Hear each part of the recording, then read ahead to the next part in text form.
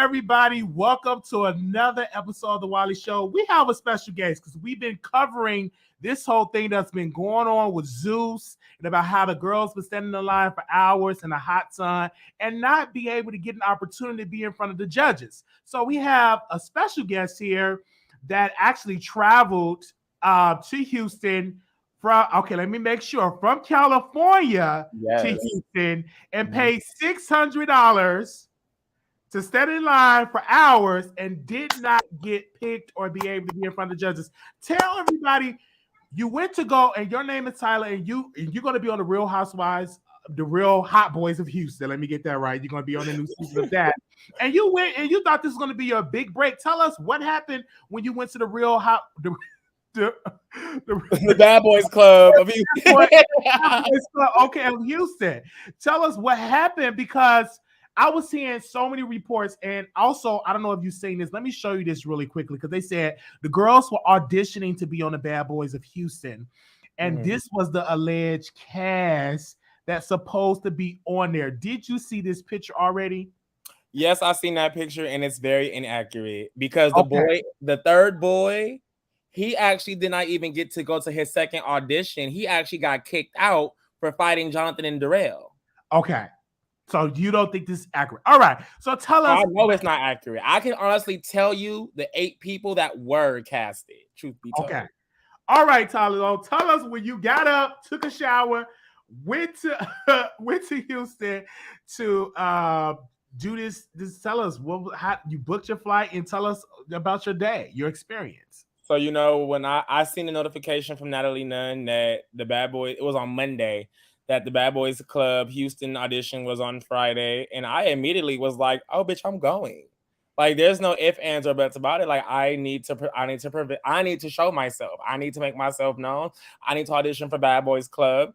I didn't audition for first season. I wanted to wait, see how it was going to go. Even though they were in my hometown, they were in my city in LA. I should have auditioned, but I did not. So, I took a trip in. I flew in Thursday night, got a rental car, got a hotel right across the street from the audition's house. So they were at the Hyatt Regency, and I stayed directly behind them at the Courtyard Marriott. I was like, I'm going to just walk just in case. But I'm going to keep a car for all the after parties and the clubs because I want to go and, see the girls. They said in the email, please do not congregate at the hotel until 10 a.m. Now, there's a CVS right behind the Hyatt Regency, and I went there to go get some deodorant for the person that I came with. Baby, it's 8 o'clock in the morning, and the girls are already outside in line. Wow. Already outside in line at 8 o'clock in the morning. I said, what the fuck? Didn't they say don't congregate until 10? I said, oh, fuck that. Let me go ahead and go get myself dressed. I'm going to get in line too. I go do what I had to go do. Go get me some breakfast. I go back to the hotel. I get dressed. I get freshened up, ready to show myself. It is now 9:45 in the morning. The line is already halfway through the block. Wow. The line's already halfway through the block. I said, damn, this is some shit. I said, okay. So I hop in line, and I can see everybody in front of me. I'm like, all right. This is about a good amount of people so far. It's only 9:45 still. 10 o'clock comes, 10:30. The line starts going towards the end of the block. The line is now towards the end of the block. That's only at 10:30 in the morning. Once again, it's not, and the doors are supposed to open at 12. 11 o'clock comes, the line now goes around the whole block. The line is so long, it's blocking the parking garage for the hotel at the Hyatt Regency.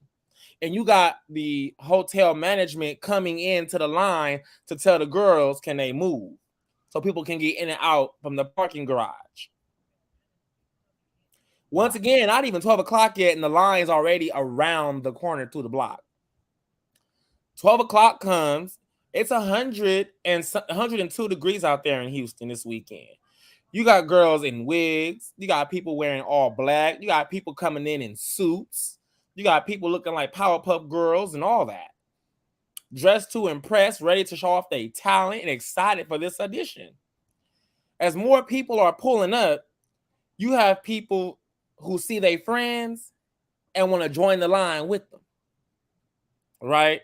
And we all know you can't be doing that when you got girls who've been waiting out here since 10 o'clock in the morning in a hot sun, and you just pulled up out of your lift and gonna hop in front of everybody else. That's what caused majority of the fights, was actually people cutting.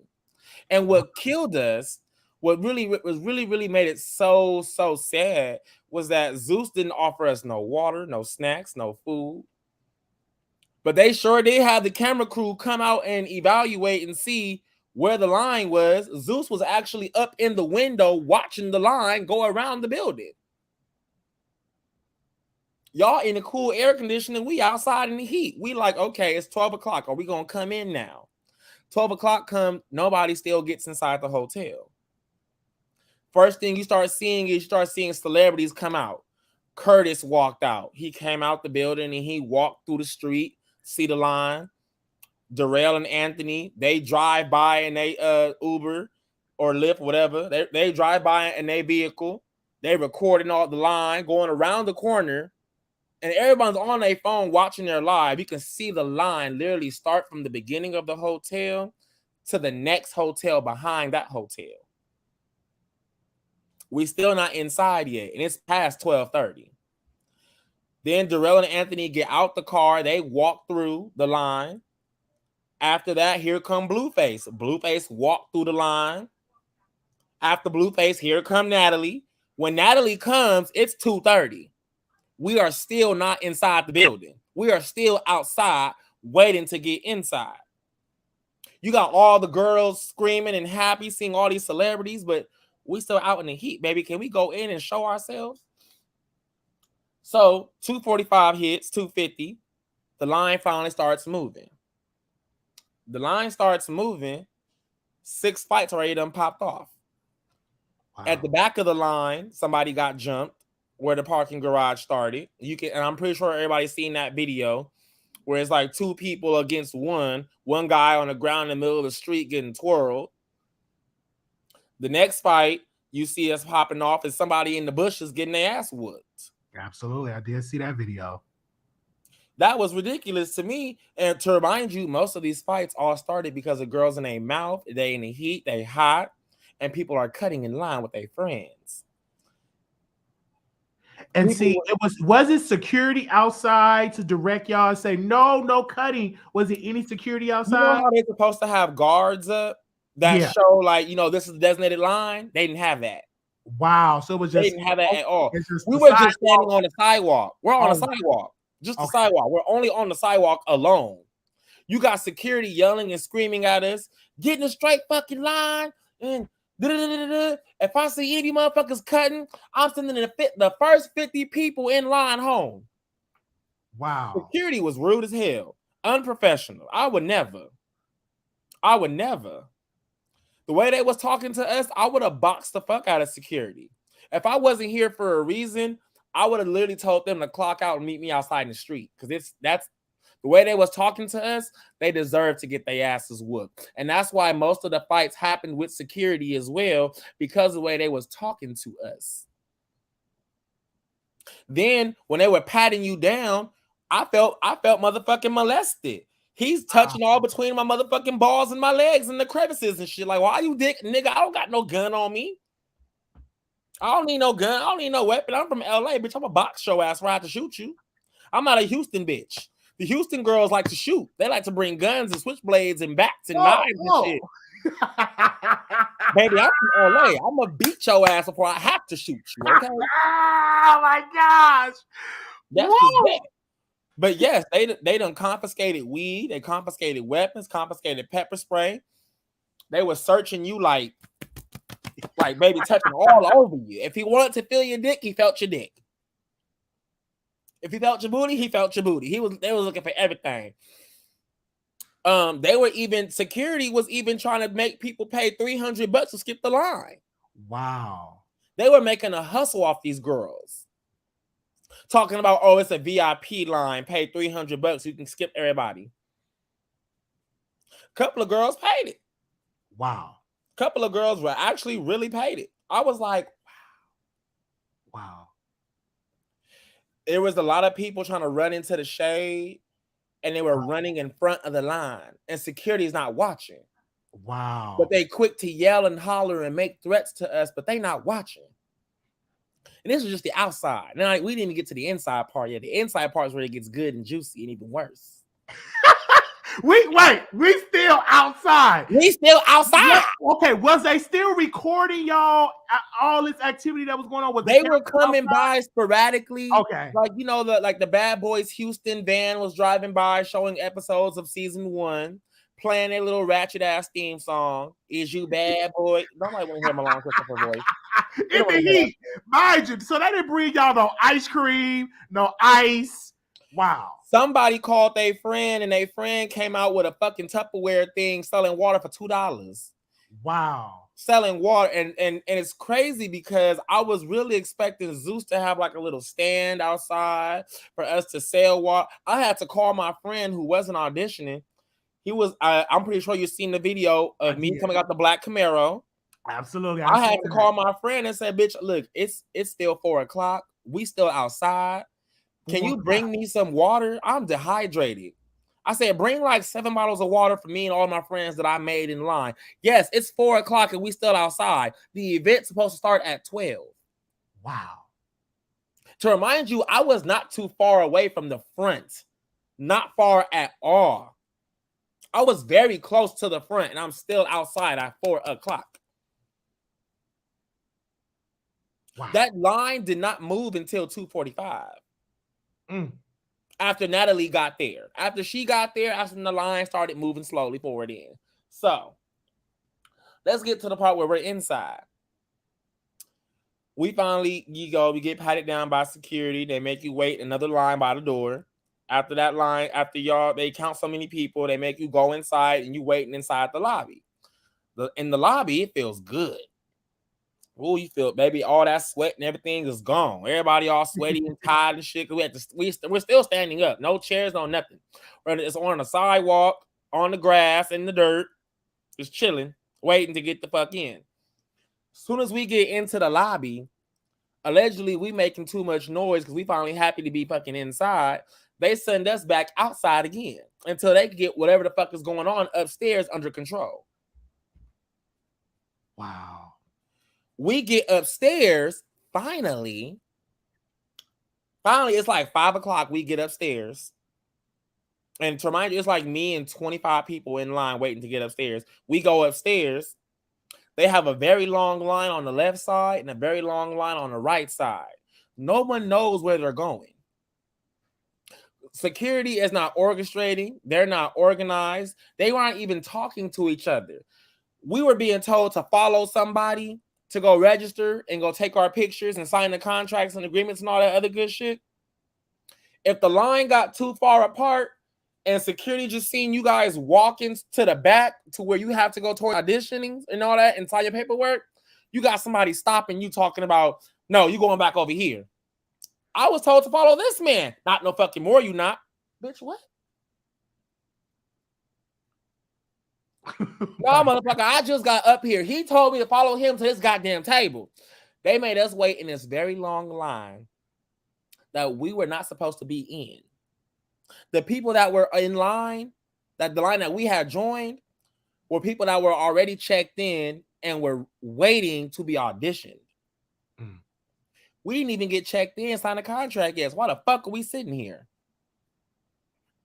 Somebody met somebody. They told them what to do. We all got out of the line and went to the table. Upstairs was a madhouse. There's no orchestration of who stands where and what. They kept trying to tell everybody, stand in a straight line, stand in a straight line. Nobody standing in a straight line because you got everybody coming in from the sides trying to scooch in to be in the front to audition so damn bad. Everyone's trying to audition so bad and be seen and be known as the baddest. These girls are out here looking crazy, fighting each other.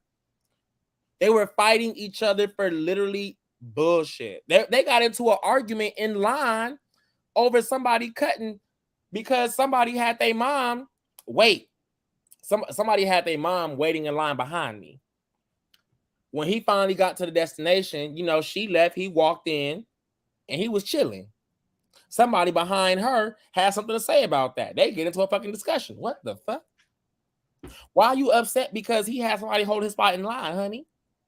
It ain't like she auditioning. Everybody wants to know why Fish is there. It was a lot of fish there. A lot of fish. Why is there females here at a bad boys club? And Fish is females, okay? Don't be offended to if we were like what? They was there. It's real fish. Like, baby, it was real fish. Real fish was there. Not the girls want to be fish, but real fish. Real fish was there. Real fish was in the house. You would have swore it was Bad Girls Club. You would have swore it was Bad Girls Club. We like, why they holding up spots in line that we could be moving up in. What the fuck you here for? What you going to audition for? Who you here to see? So they didn't kick them out and say, get out of the line if you are. They patted the girls down too. Let them inside too. What the fuck the girls here for? The moment we get upstairs, that boy in the third picture, the slide, he gets into a fight with Darrell. And okay, let's post this picture up. You're talking about the third one in the slide, the one that's got his finger. Yes, him right there with throwing up the little finger or whatever. Yeah, him. He gets into it with Darrell. Wow. Allegedly, Darrell has said a smart ass comment to the boy. The boy wasn't tolerating no disrespect or no bullshit. The boy responds back. Darrell want to hop up. The boy jump. Then bitches twirling. Security is all on the boy, not even on Darrell, all on the boy. Wow. All you see is Jonathan running from the back or the front of the motherfucking conference area and jets to the back, bust through security, bust through the doors, boom, boom, boom, laying homeboy out. Security is dragging the boy. Security was real. They were really hurting people out here. They were really hurting people out here. And them some big ass security guards. No, and the same one that broke Milan Christopher knee or injured his knee, that nigga was there tackling niggas. He was there tackling motherfuckers. There's a video. I wish my phone, I had downloaded iOS 16, the beta, and they gave my phone a virus. So I lost a lot of shit over the weekend. But I had a video, and I'm going to get it again. You literally see security take his feet, swoop this boy by both his feet, and bang this nigga head to the ground. Wow. And then picks him up by his shirt and drags him to the staircase. Oh my God. Just checking in to get the registration and take your contract photo. You got over 300 gays in one area trying to rush to get to this table. You got producers yelling at you, back the fuck up from the table. Get the fuck away from the table. Clear the table. Then if we all being too loud because they are recording for the auditions, they're telling everyone, shut the fuck up. Shut the fuck up. Be quiet. I thought y'all was grown. It's like talking to fucking children. I know your mama raised you better than this. I'm very disappointed in Zeus. I support you hungry, hot, and you need some liquid, some to drink. And this one lady, I feel bad for her. Next to the door to get into the first audition, I guess they were selling snacks and shit, right? Like chips and apples and bananas and all that other good stuff. The gays and robbed her without paying a damn thing. The gays and robbed poor Consuela. What? They robbed Consuela. They robbed Consuela. They done got her for all her snacks. I picked the bag. I picked the bag up of Frito-Lays. And she gonna come at me and say, oh, $1. I said, girl, you take cash at? You got Apple Pay? You take debit card? You say, no, it's fine. Just have it. I said, okay. I open the chips and I keep eating. Baby, the gays see me eating those chips. They done hauled ass to that little market and robbed everything, took everything and got on. Got the market. Wow. So I did see, before you get into your room in that altercation, that's towards the end when he said the fire alarm. Did you hear in any of this altercation a fire alarm going off? Yes. So before we even get to that, because there's actually a lot more. I'm Okay. pretty sure you've seen on my story the door from the audition bust open, and you got security carrying a man by his 2 feet and his 2 arms, his shoulders and shit. Getting into that room alone was so complicated. You got one security guard telling you line up on the left side, then you got another security guard telling you line up on the right side, and they're counting people of who's supposed to enter. 50 people is supposed to enter the first audition room. It's 5 lines, and in every line is supposed to be 10 people, right? The gays are getting upset because once again, people are cutting. That's where most of the fights came from, is people cutting in line, being impatient, and not following the directions. People just had a sense of pride where it's like, okay, well, I'm not going to go to the back of the line like I should have, knowing that I was not here. So I'm going to just cut everybody. And you got all the little ratchet gays that's with their mouth. Security, they cutting. And then you got a bitch talking about who cutting, bitch? And there you go, another fight. Wow. Every 10 to 15 minutes, you can put a timer on, I promise. Every 10 to 15 minutes, a fight broke out through a whole day from 10 o'clock in the morning to 10 o'clock at night. There's another video that's circulating around with my friend in a white shirt. Everybody keeps speculating, saying that the judges are making y'all fight. The judges was not making them fight. That's not true. Okay, so that was a big controversy. They were saying the producers will force y'all and the judge will force y'all to fight. So you clearing that up. That's not really what happened. Okay. Once again, as I said, it was security and they mouth and the people. They should not have had nobody from season 1 on a judge panel, period. Okay, I agree. I fucks with Anthony. I fucks with Curtis. I like Darrell. But if Natalie is going to say my guest judges is Blueface, Jonathan, and myself, it should have just been Blueface, Jonathan, and her fucking self. So why the fuck for the first audition, we got Curtis, Jonathan, Anthony, Darrell? For what? What we got them for? They was already on the season. They on season 1. Why the fuck are they even here? Let's just be real. Why are they here? If they not on the judges panel as advertised, what they here for? Jonathan is a big swole nigga. He can handle it his own. Ain't nobody gonna put pressure on him. He don't need Powerpuff Girls there. So that's just the truth. The guy with the white shirt that got into the fight, he was fighting security, not a motherfucking person auditioning. He fought security. He was asking a question on why they're sending him to the left. When you went into audition, because it was so many people, by the time I got in, it was like 5:45, 5:50. They getting tired. They said you got 5 seconds to impress us on why you should be here. Wow. On God, that was their response. That you got 5 seconds to tell us why you need to be the Bad Boys Club or what makes you a bad boy. So this boy goes in, starts talking about himself. Darrell instantly tells him to the left. That means to the left means you going out the door. That means you didn't make it. Wow. He wants to respond and be like, what's going on? Like, why I didn't get the chance to, show much of myself to you at all. Don't give a fuck. Go. That was his response. Security starts making the boy trying to come. And the boy is like, no, I want to, I want to show myself. I want to represent. I want to audition. Security put his hands on the boy. That's when the fight broke out between the boy in the white shirt, and then that video starts playing. He's fighting security, not somebody auditioning. Everybody came out of their room. A lot of people came out of that room talking shit about Darrell. A lot of people came out of that room talking about Darrell. Things that were being said about Darrell were he done let the fame get to his head. He acts stuck up. He not humble. And accordingly, he was a little bit drunk. Allegedly, he was a little bit tipsy, and he was talking out the side of his neck.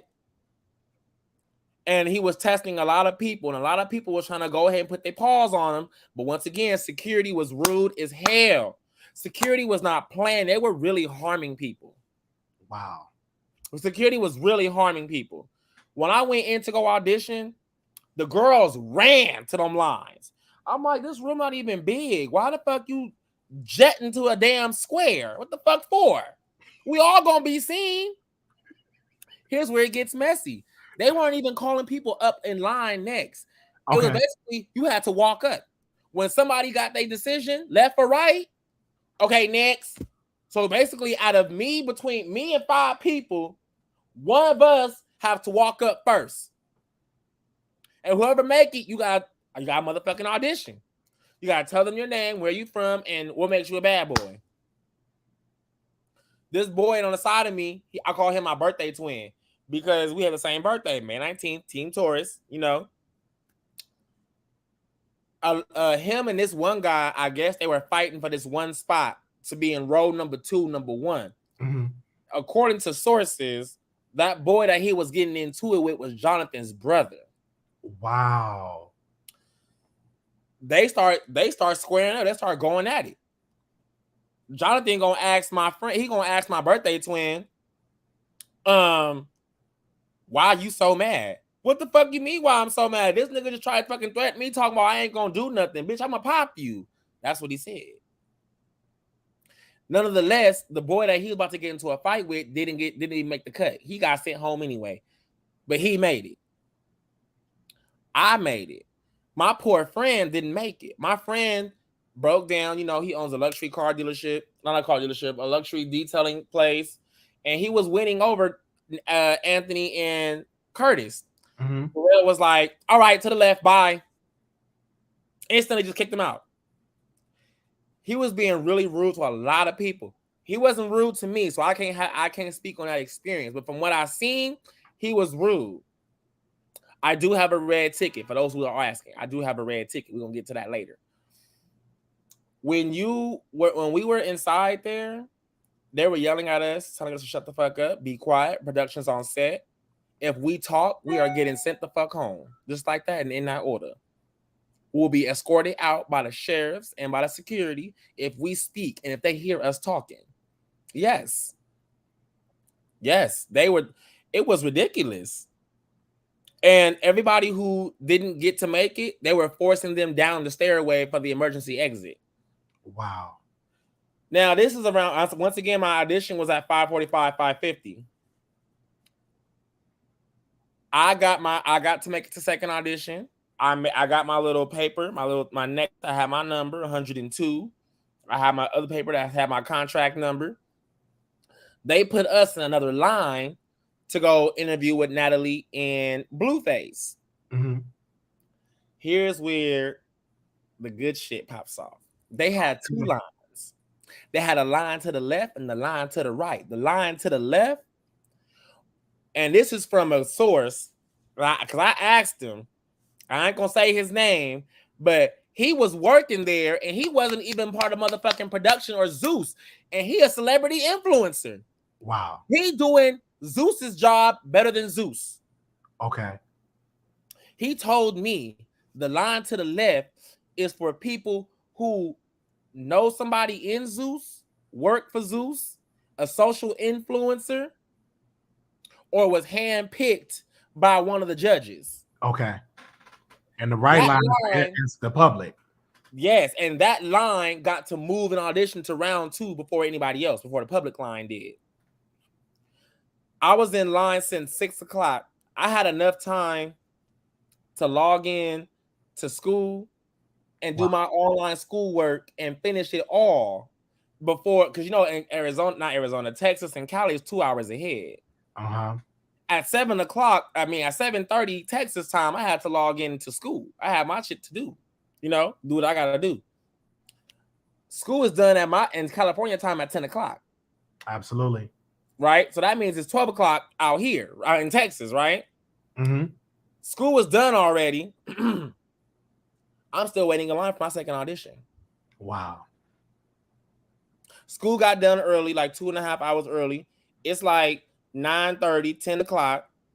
I'm still waiting in line for my second audition. We done seen Mo City JB get selected. We done seen Cliff Vermeer get selected. We done seen Tay Talks get selected. We done seen some bitch with a bad blonde wig get selected. We done seen Who else did we see? Some other nigga who had on all green. I have his Instagram page. Okay. I have his Instagram page. But so far it was 8 people. I can confirm it was 8 people who got their red card from the second audition. Okay. A fight broke out by the stairs. And this is when it got weird. This is when it got real weird. A fight broke out by the stairs. These hoes was about to literally, they almost killed somebody. This bitch, we're up very high. Uh-huh. They got this bitch over the motherfucking stairwell, and that leads straight down, and they boxing.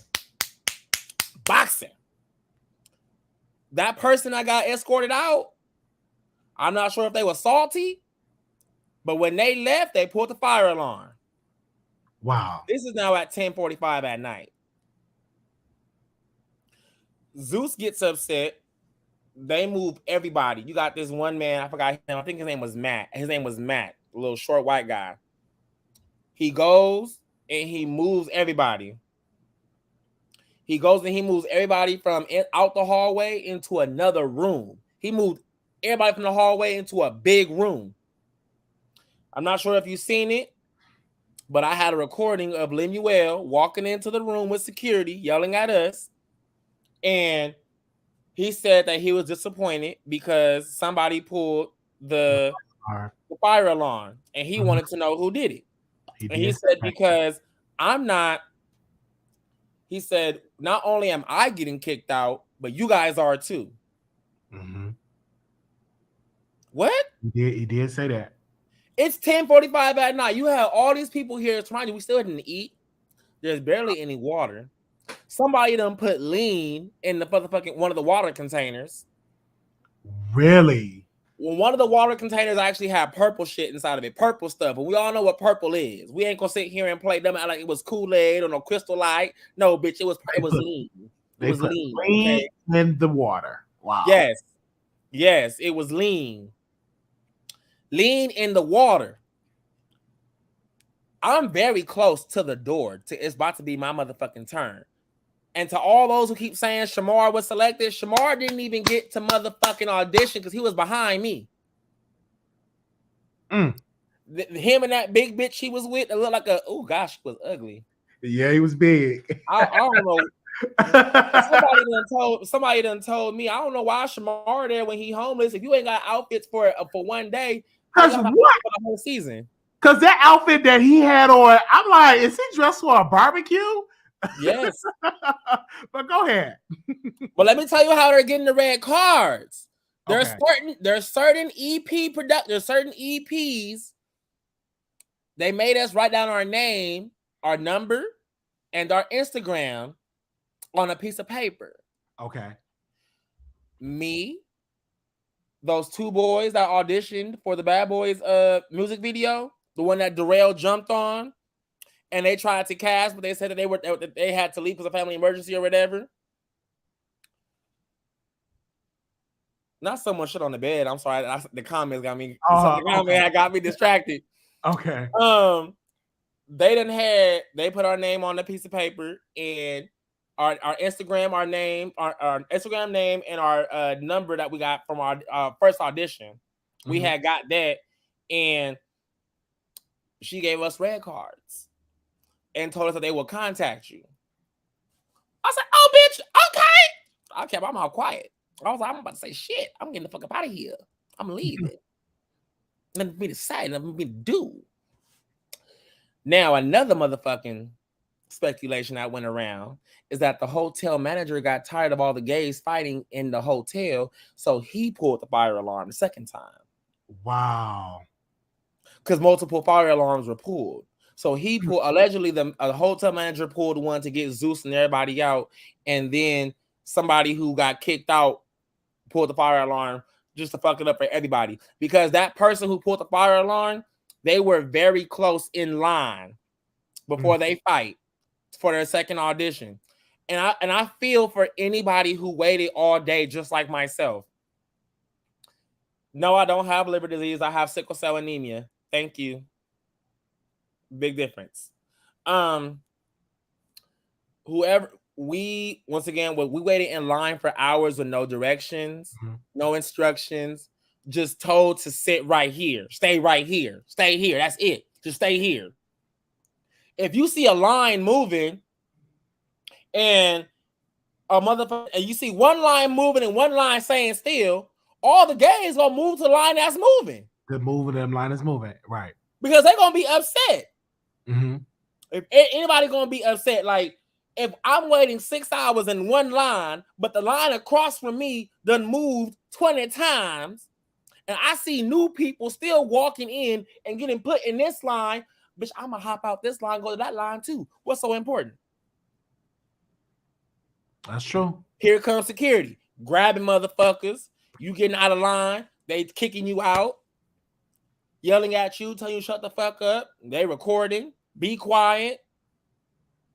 You have people calling us idiots and dumbasses and all types of things by Zeus. It was surprising. I was like, wow. Like, and wow. That was your experience. You had got a red card. I do want to ask you, did they contact you yet? Do you think they will contact you? I ain't heard nothing. I even emailed Zeus my damn self. Okay. And I hope listen, Tyler, you're very entertaining. And baby, you don't have a YouTube? Do you have a YouTube? No, not yet. But I will have a tea time with Tyler coming up soon. You need to have that like today, because the way how you can tell a story, like I can't even ask you the question. You answered all the questions. Like you really that way. For me, how I look at it, they should have had more help. It was that too. They called the police to come help them. That's how bad it got. Wow. People were fighting so often, but here's the problem. You got so many gays in the heat, sweating. To remind you, the people who were around the corner didn't even get to make it to the first audition still. Wow. That's at 8, 9, 10 o'clock, for those 3 hours, 8, 9, and 10, they're still bringing in people for the first audition. Well, that's sad. They're still bringing people in for the first audition.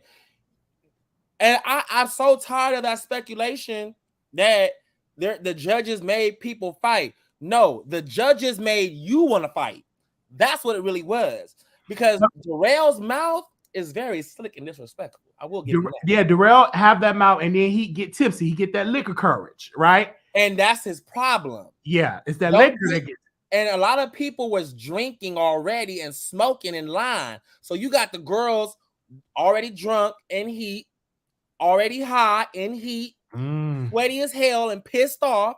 So any one small thing is gonna set them the fuck off. You know what I'm saying? It's gonna set them the fuck off.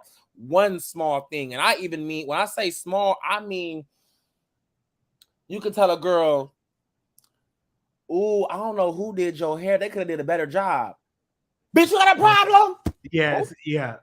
Because like for me, they should have had like 3-day event of auditions instead of 1 day. That was just too much, because everybody want to be famous. You want your moment. You want to be on the show. Everybody want to go to that next level. Yeah. And I get it. But being out in the heat is totally disrespectful. They should have had that at a center, at an arena where inside where y'all can stand up. You know what I mean? We didn't even have cabanas to give us shade. Wow. We were getting shade from the trees. And then there's certain people that was in line that literally have waited 5 hours directly in the sun. Wow. Directly in the sun. If the event was supposed to start at 12, I'm going to say it again, starts at 12. The line was around the building at 10:30. Nobody got in the motherfucking building until 2:45. Where I was standing compared to where everybody else was, if I didn't get into like 4 something, 5 o'clock, imagine everybody else that was behind me. And I was already up close to the front.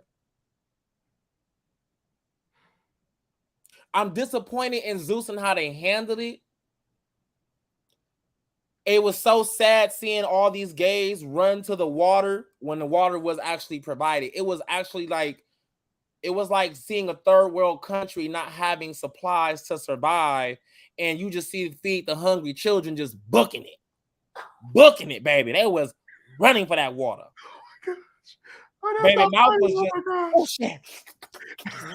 Oh shit, bitch. I promise you that motherfucking water cooler, that bitch ain't probably ran so much until they got to the gays. It was it. That was it. Most of my posts was reposted by Zeus and Natalie.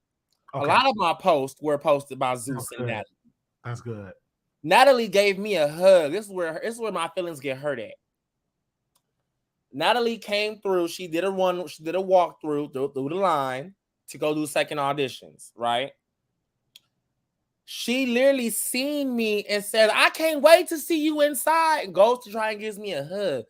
Security pushes me the fuck back. Wow. Get back. One of the fights with that boy in the third selection, when I'm trying to record everything and get it close up on camera, the way security had him grabbed and other people grabbed, they done snatched my phone, honey. Wow. They snatched my phone and pushed people, and my phone flew across the room.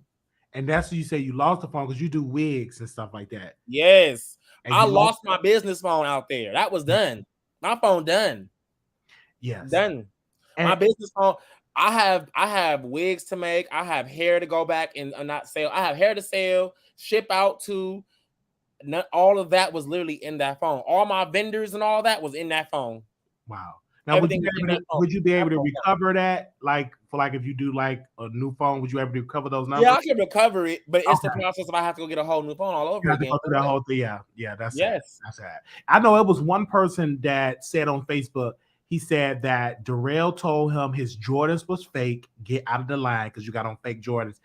I'm they did say that. That was true. Darrell told somebody, I ain't never seen those Jordans before. Those Jordans is fake as hell. To the left. And I'm like, what?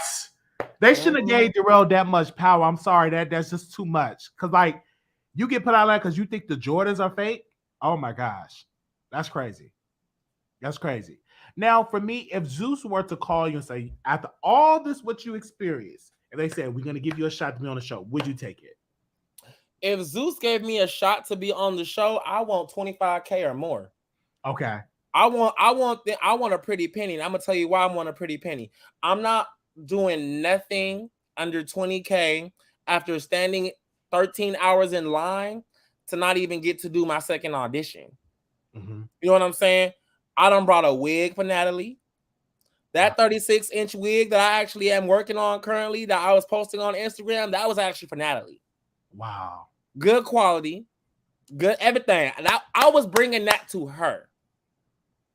And I had my friend holding it for me in his car until I got to my time because who wants to carry that shit around? Yes. Like if I would love to do Zeus Bad Boys Club because I'm gonna bring in some real LA shit. I'm not trying to be like everybody else where they had to try and make themselves look good and noticeable and fit in. I didn't get into a single altercation or fight. Nobody. For you, I like just meeting you is your personality. You have a good, strong person. It's not fake. Like, girl, it's not fake. It's just you. Mm-hmm. And you don't have to put a lot of girls have to overdo about boxing because they can't really hold a conversation and talk because you just can't fight the entire season. You have to have dialogue.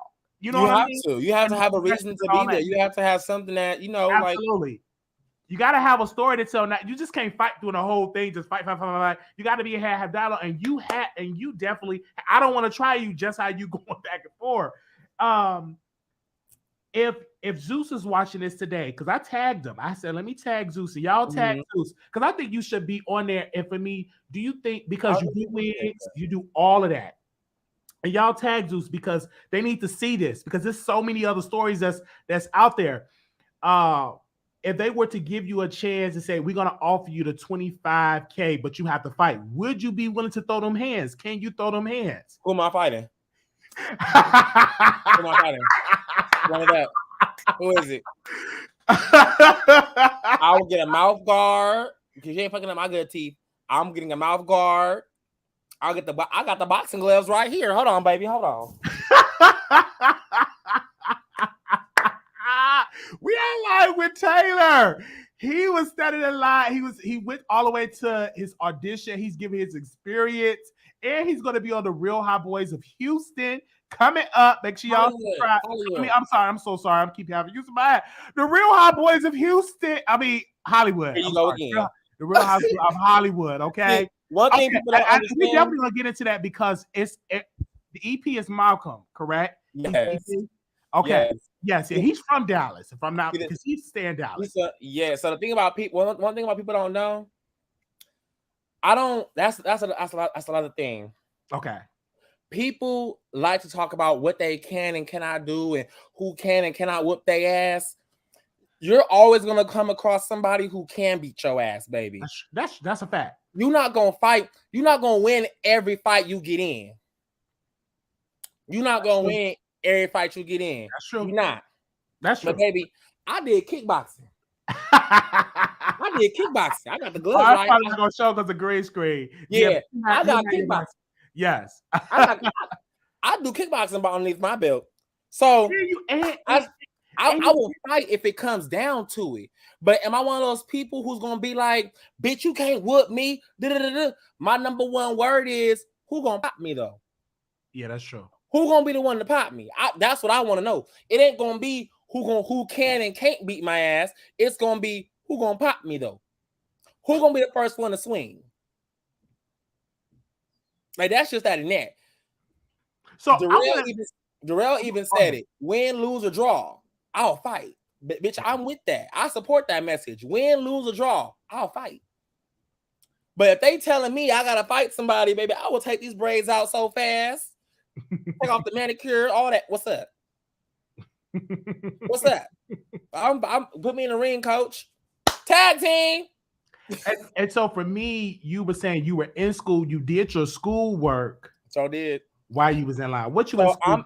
I'm in school. I'm done with nursing. I'm in school for cosmetology because I want to focus on my business. I love healthcare. I love healthcare. And you a nurse? Yes, ma'am. Correct. Oh my gosh, I'm so happy for you. Go ahead. I love nursing, but I am tired of people.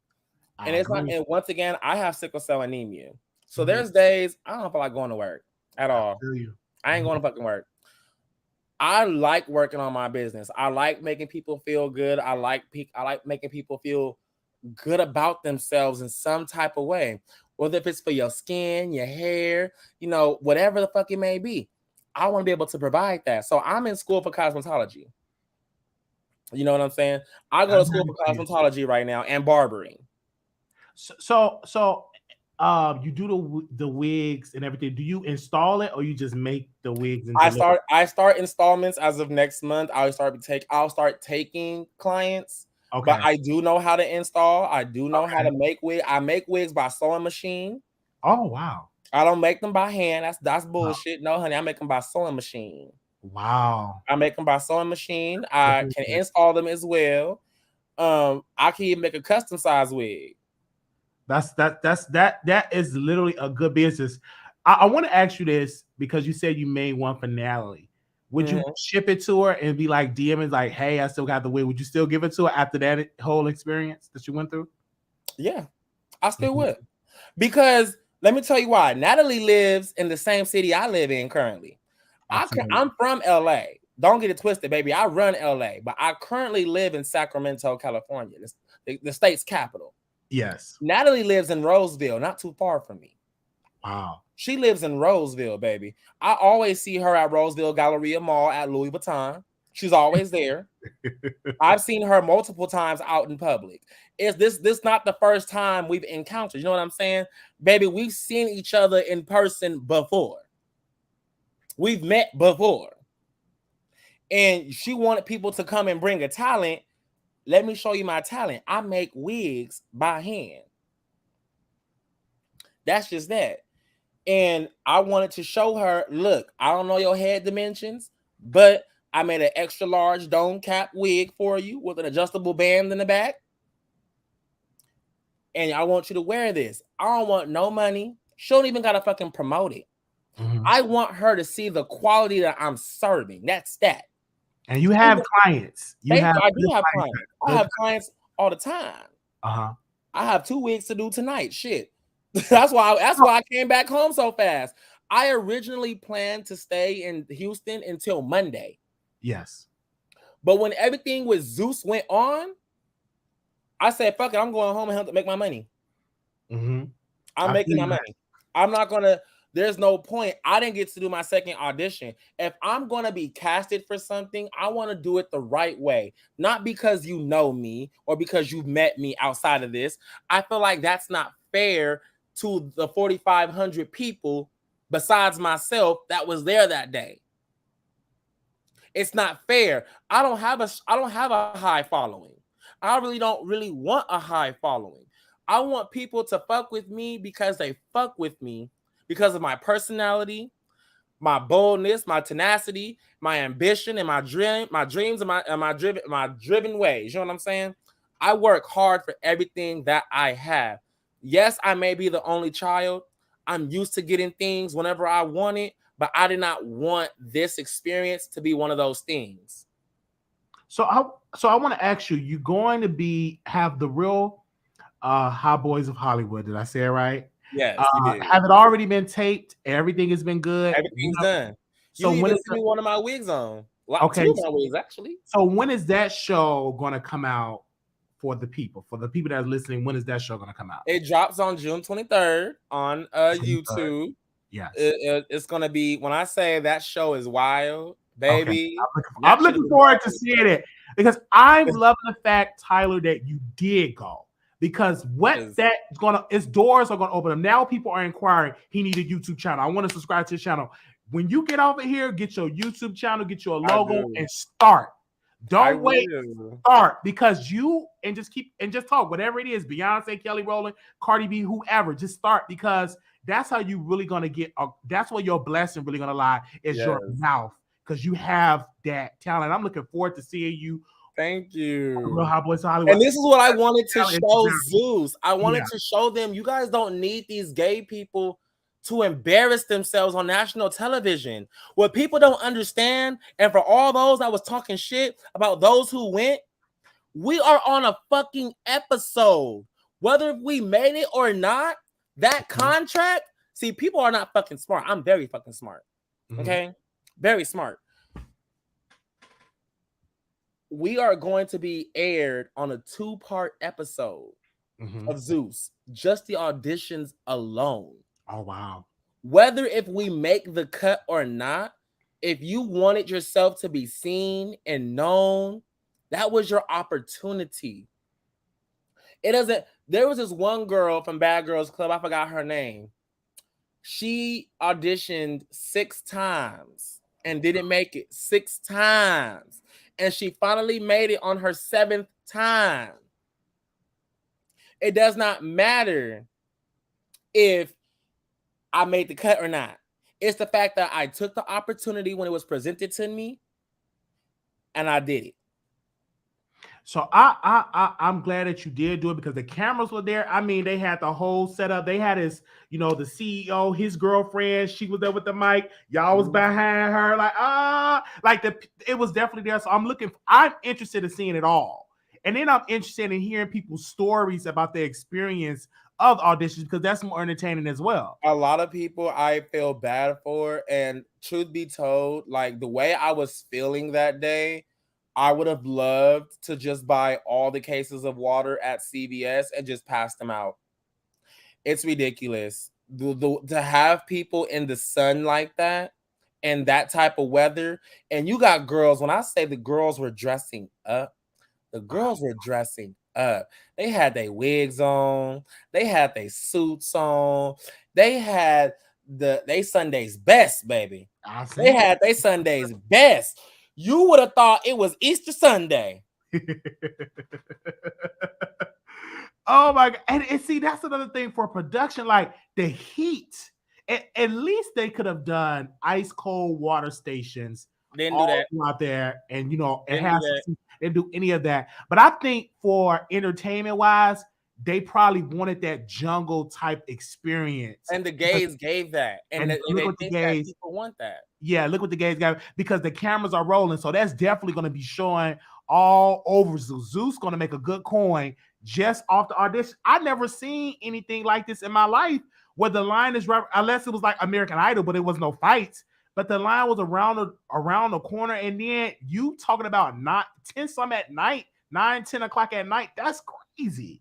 We were there until 10:45 at night. A lot Wow. of people did not even get to make it to second auditions. Wow. A lot of people got cut from the first auditions. It was tragic, so unorganized, so unprofessional, very tacky, no communication amongst each other at all. The only time security talked to each other was when a fight broke out. Wow. That was the only time security talked to each other, was when a fight broke out. And for those that got jumped, I feel bad for. For those that got beat up, I feel bad for. But I just feel like you don't have to go out and embarrass yourself in public for you to be known.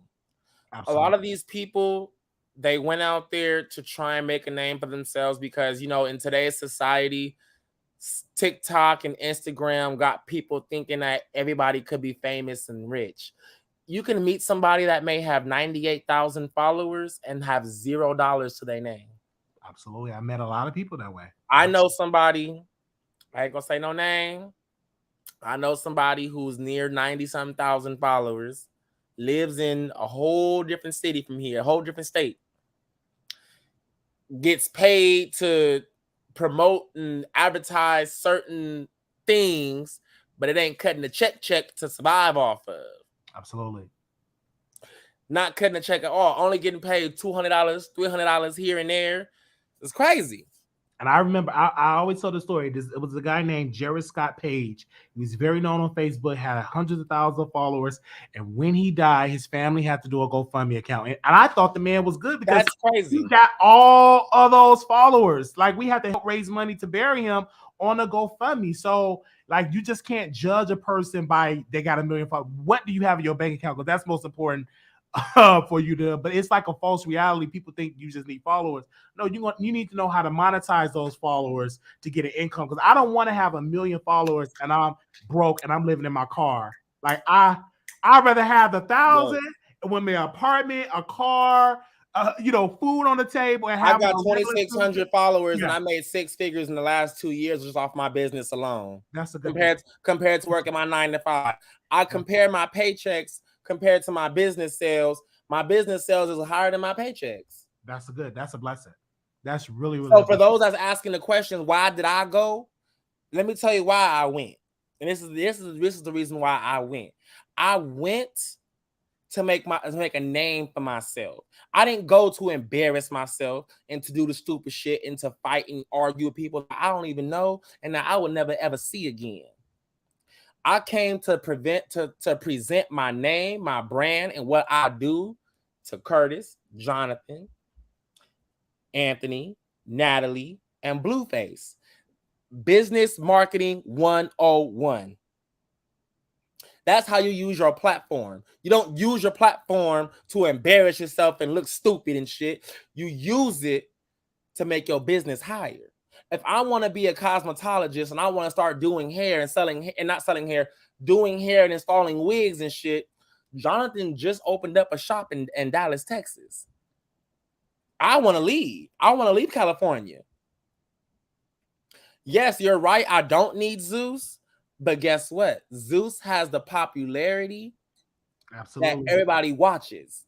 You can use that. That's a part of benefit from it. Absolutely. That's Zeus is a part of the culture. And you just saying that because Gutta did not, I didn't see him fight not one time.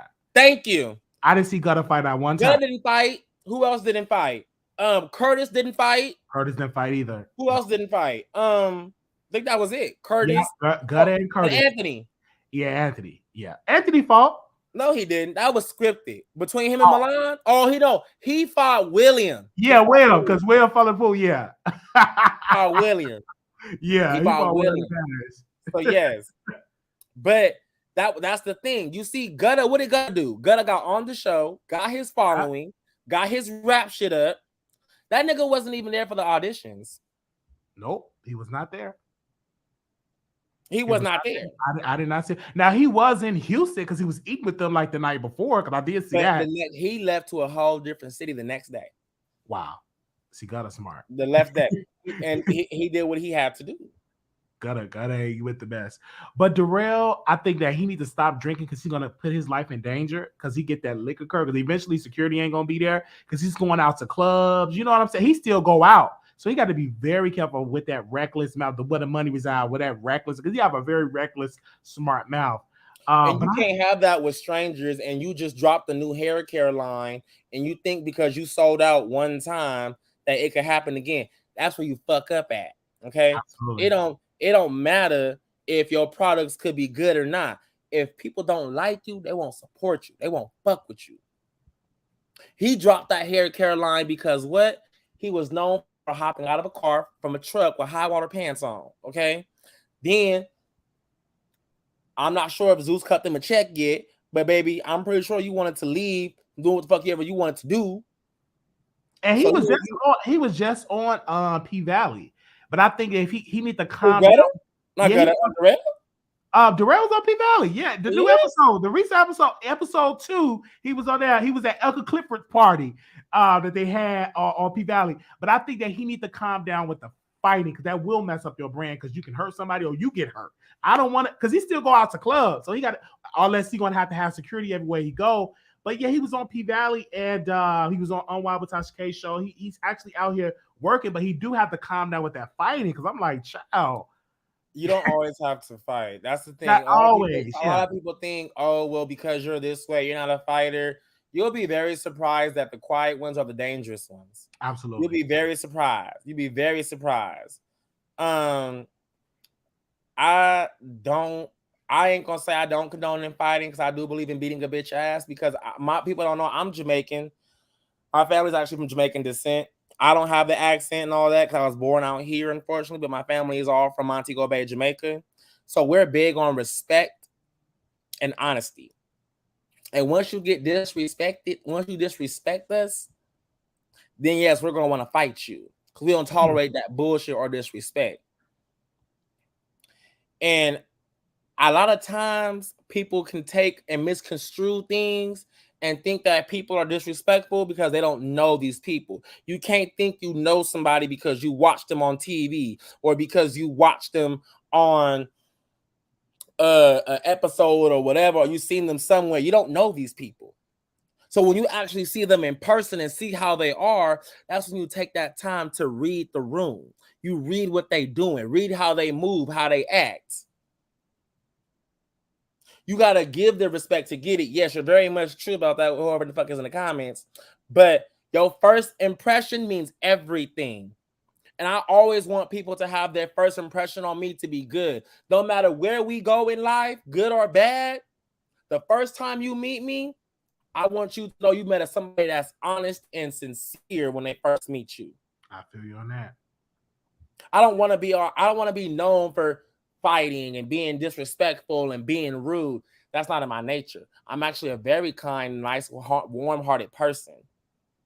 So you will not be fighting like that. Not those spillo alerts or the Real Hot Boys of Hollywood. I wouldn't say that. I wasn't fighting on the Real Hot Boys of Hollywood, but I was not taking no bullshit, and I was getting tired of some of the shit that was being done. You will see me and somebody get into a very, very, very, very heated argument. You will see a very intense argument. But the way I play it, I don't have to get loud and ratchet with you. I can be calm and be cussing you out in the same tone and the same level right now. I'm here for it. And that's the thing. I'm 27 years old. Why do I gotta yell and curse and scream at you to get my point across? Why do I have to do it? If you're not gonna take off on me, then baby, no. I love that. If you're not taking off on me, it's no point in me wasting my energy and getting loud and ratchet with you. I will go there. If you want to take it outside, I'll take it outside, no problem. Meet me outside the street. But all that getting loud with somebody and hostile, no, I'm not doing that. And girls thought that, and the gays thought that that's what Zeus wanted. They thought that shit was cute and it was cool. All right. I want to say again, we're gonna definitely bring you back on to talk about the Real Hot Hot Boys of Hollywood. Did I get it? Because all these names may be in my head. I got to bring you. I have to see your YouTube. If you need help with the YouTube channel, let me know. Because you definitely need it. I do believe God doors going to open up for you because you have that it factor. Because if anytime you can entertain me by sitting down and we're not even in the house in the same room, and you could just, I'm like the whole show you was able to tell me the whole experience and you did it play by play, baby. I wish, only thing I regret is not bringing my camera and a microphone and lights with some cold water. It's like, tell us about y'all experience. If I knew it was gonna be like that, I wouldn't have auditioned. I would have just sat to record shit. Yeah, just record. Yeah, just record. Just to record. Just to record, because baby, wow, the price was good. I ain't gonna lie, but the price was good because it was like, oh shit, damn, bitch, you got beat at. Like, what was that one episode on Friday? It was like, you got knocked the fuck out. Multiple of those. Oh man. Tell us where they can follow you at and where they can get the wigs, your business info. We do have your Instagram pinned in the chat. So tell everybody how they can get in contact with you. You guys can get in contact with me via Instagram. My name is Selfmade Tyler K on there. My website is called tylercosmetics.com. You can also follow me on Instagram on Tyler Cosmetics. It's cosmetics with a K. I do custom wigs. I sell bundles. I sell wigs, lip balm, lip gloss, lashes, skincare, and hair care. You need it, I got you. Shipping is 2 days. I do express shipping really fast. I don't play none of that. I ain't like one of them frog girls. That's just it. Yes. You can catch us. You can also catch me on The Real Hot Boys of Hollywood coming out on June 23rd on YouTube. Make sure you guys subscribe because I promise you this show is one for the and I'm gonna bring the cast got an open door because I'm telling you what sold me on this show is you. Because I gotta see because at first I'm like, okay, I see because there's so many shows out here. But when you came on the show and just took over the Wiley Show to tell this story, I got to see your ass in that reality show. I got to see you on The Real Hot Boys of Hollywood. I'm interested. I have to see you. I have to follow. Oh my God. You really have to see it. I promise you guys are gonna be so entertained with a lot of the things that happened on this show. Absolutely. I can't wait. Thank you so very much for coming on. And you're gonna hear some from Zeus. I'm putting it out. I want that dream to come true where you could be on that big national platform. Actually, thank you. I don't take this as a loss. I think I take this as a gain. I gained an experience. This is my first time ever doing an opening audition. My first time going and seeing what this lifestyle is like, what they're applying to. I don't see nothing lost from it. I've actually met a hell lot of people in line, a lot of cool people. I made some great acquaintances, hopefully some great new friendships on the way. It was all about networking to me. And I did just that. I came just for that, to network and show my face and get known. And baby, it worked. Yes, I'm glad it worked because we're here today. Thank you so very much, Tyler, for coming on. Oh, my pleasure. You have a good one. No way, you too. All right, you guys. Wow. Woo. We got so much other stuff in the show that we got to get into. I didn't think we was going to be talking for a whole hour, but I'm here for it. If anybody out there got a story that they want to share about their experience at the Zeus, Real Hot Boys of Houston auditions, if you have an experience, if you wanted to get a chance, if you didn't get a chance to do your audition, if you would like to come on the Wiley Show to give your side of the story or tell us why you are a hot boy or a bad boy, okay, email me at wileyshow@gmail.com. I'll post my email account on there. Send me all the links. Send me the fight videos. Send me the Instagram handles. If you didn't get a chance to speak, this is your opportunity because we are being seen around the world and we have sent this to Zeus themselves. Yes, we have. We have sent to Zeus themselves. So if you didn't get your audition and you still want to get your audition in, come on the Wiley Show and let's talk about it, and then we will send it to Zeus. All right.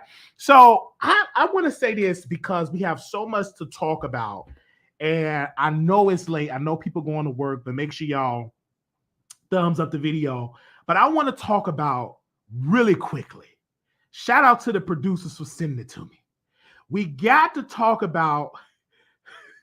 Yeah, oh gosh, we got to talk about none other than MC Shakie.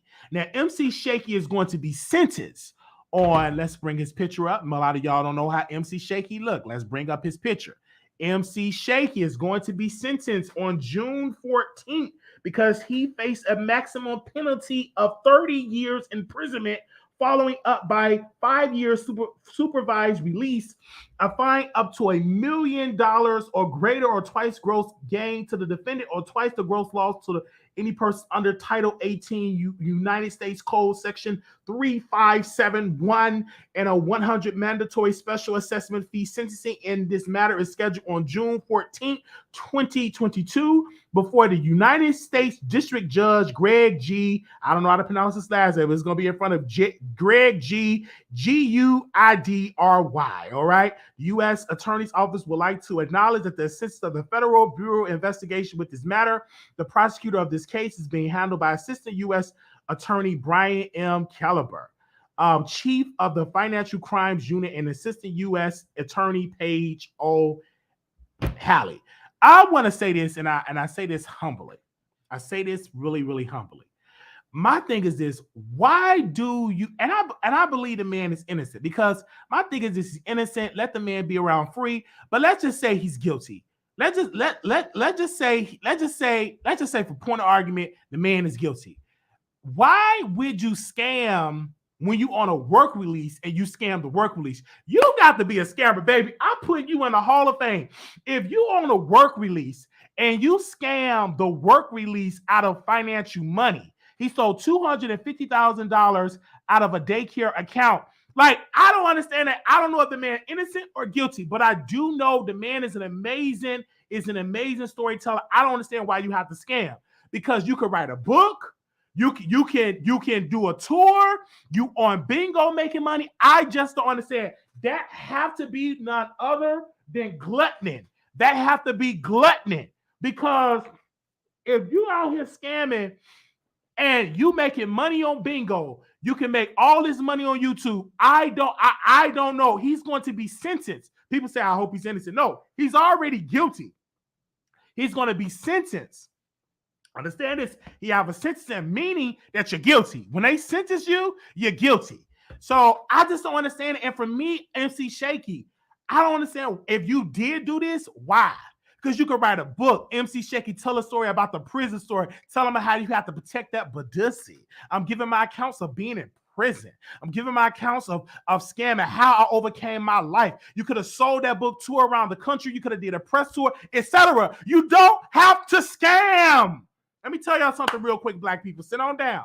You cannot scam the government and think you, black person, going to get away with it. You can't do it. They're going to find you. It's called white collar crime for a second, meaning they get away with it some of the time, but you definitely not going to get away with it. Don't do it. If you got a skill set, use that skill set. Instead of scamming, write a book. Instead of scamming, get a YouTube channel. Instead of scamming, get a bingo. Instead of scamming, get other things. You don't have to scam. You don't have to do that, especially if you have already been caught for scamming. You've been to prison for scamming. So that should have taught you a lesson. I'm not going to scam no more. I'm going to go on YouTube. I'm going to get a YouTube channel. I'm going to get subscribers. They're going to donate cash outs. They're going to send me super chats. They're going to like the button. I'm going to go on bingo. They're going to send me starships. They're going to send me beams. They're going to send me all this stuff. You don't have to necessarily scam. And I don't understand it, because you're already being watched. If he's guilty, I'm going to say allegedly, if he's guilty, I am hurt to see this, because MC Shakie is very intelligent brother. When that brother tell a story how he had to protect his badussy, how he had to protect it from Prison Bay, I was very entertained by that brother. So I don't want to see this. I don't want to see another black man go into prison. I don't like prison. I don't like locked doors. I like all my doors unlocked. I don't like to be in a room and the door is locked and I can't get out. I don't like that. I remember one time I was trapped in a room. I was at a nursing home doing my work, and the door was locked. I couldn't get out of the patient room. Somehow the door just jammed and it was locked.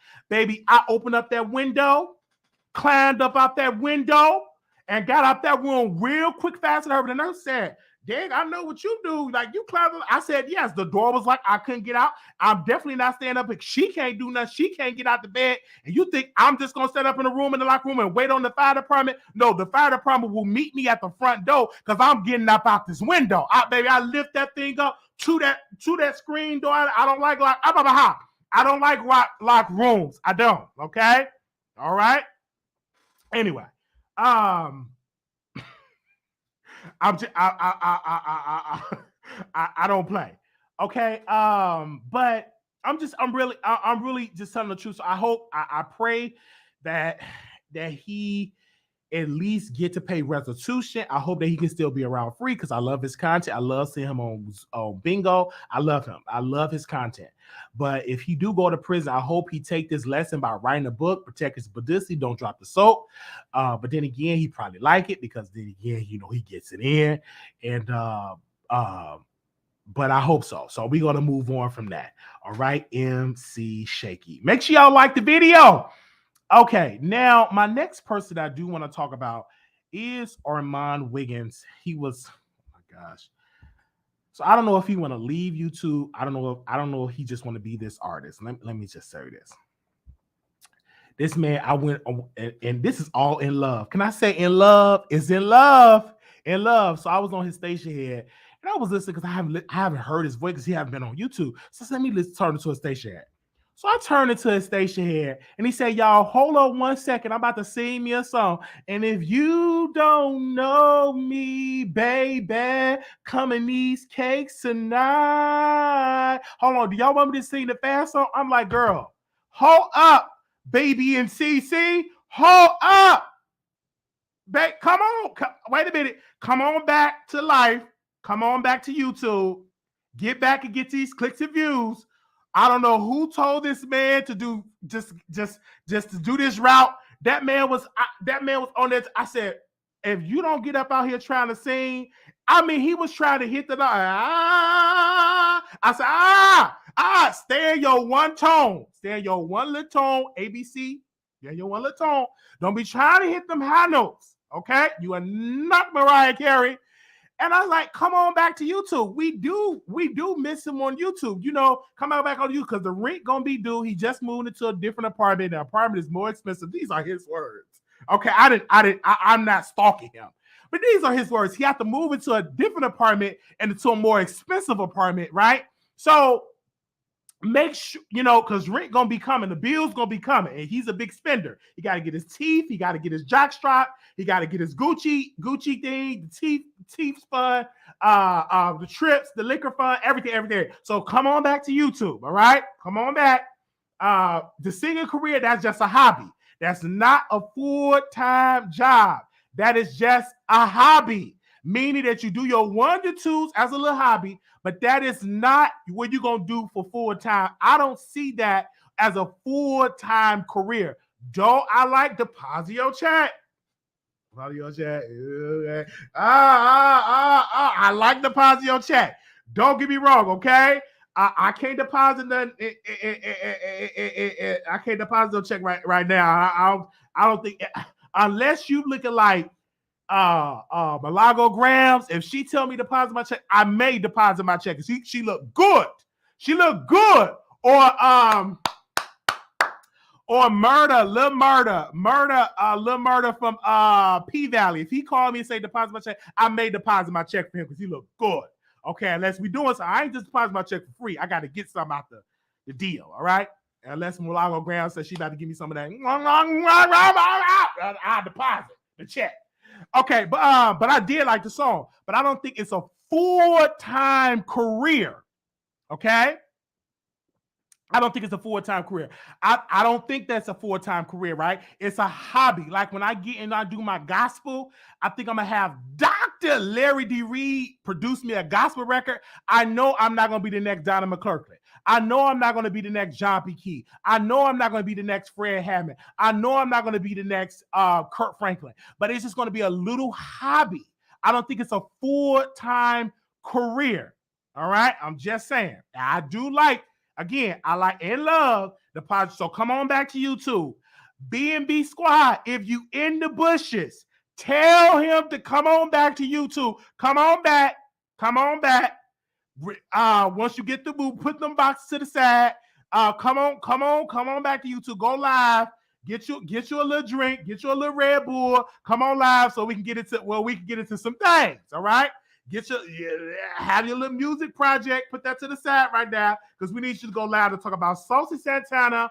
We need you to go loud to talk about why did Saucy Santana didn't apologize. We need you to go loud to talk about Miss Robbie, about why she taking up for her son and why she not dragging her son because her son kills her grandson. She need to be dragged from the root to the tootie. We need all this stuff. We need your perspective because you are missed in these YouTube streets. I was just at the grocery store. And this 67-year-old lady is part of the B.i.g squad.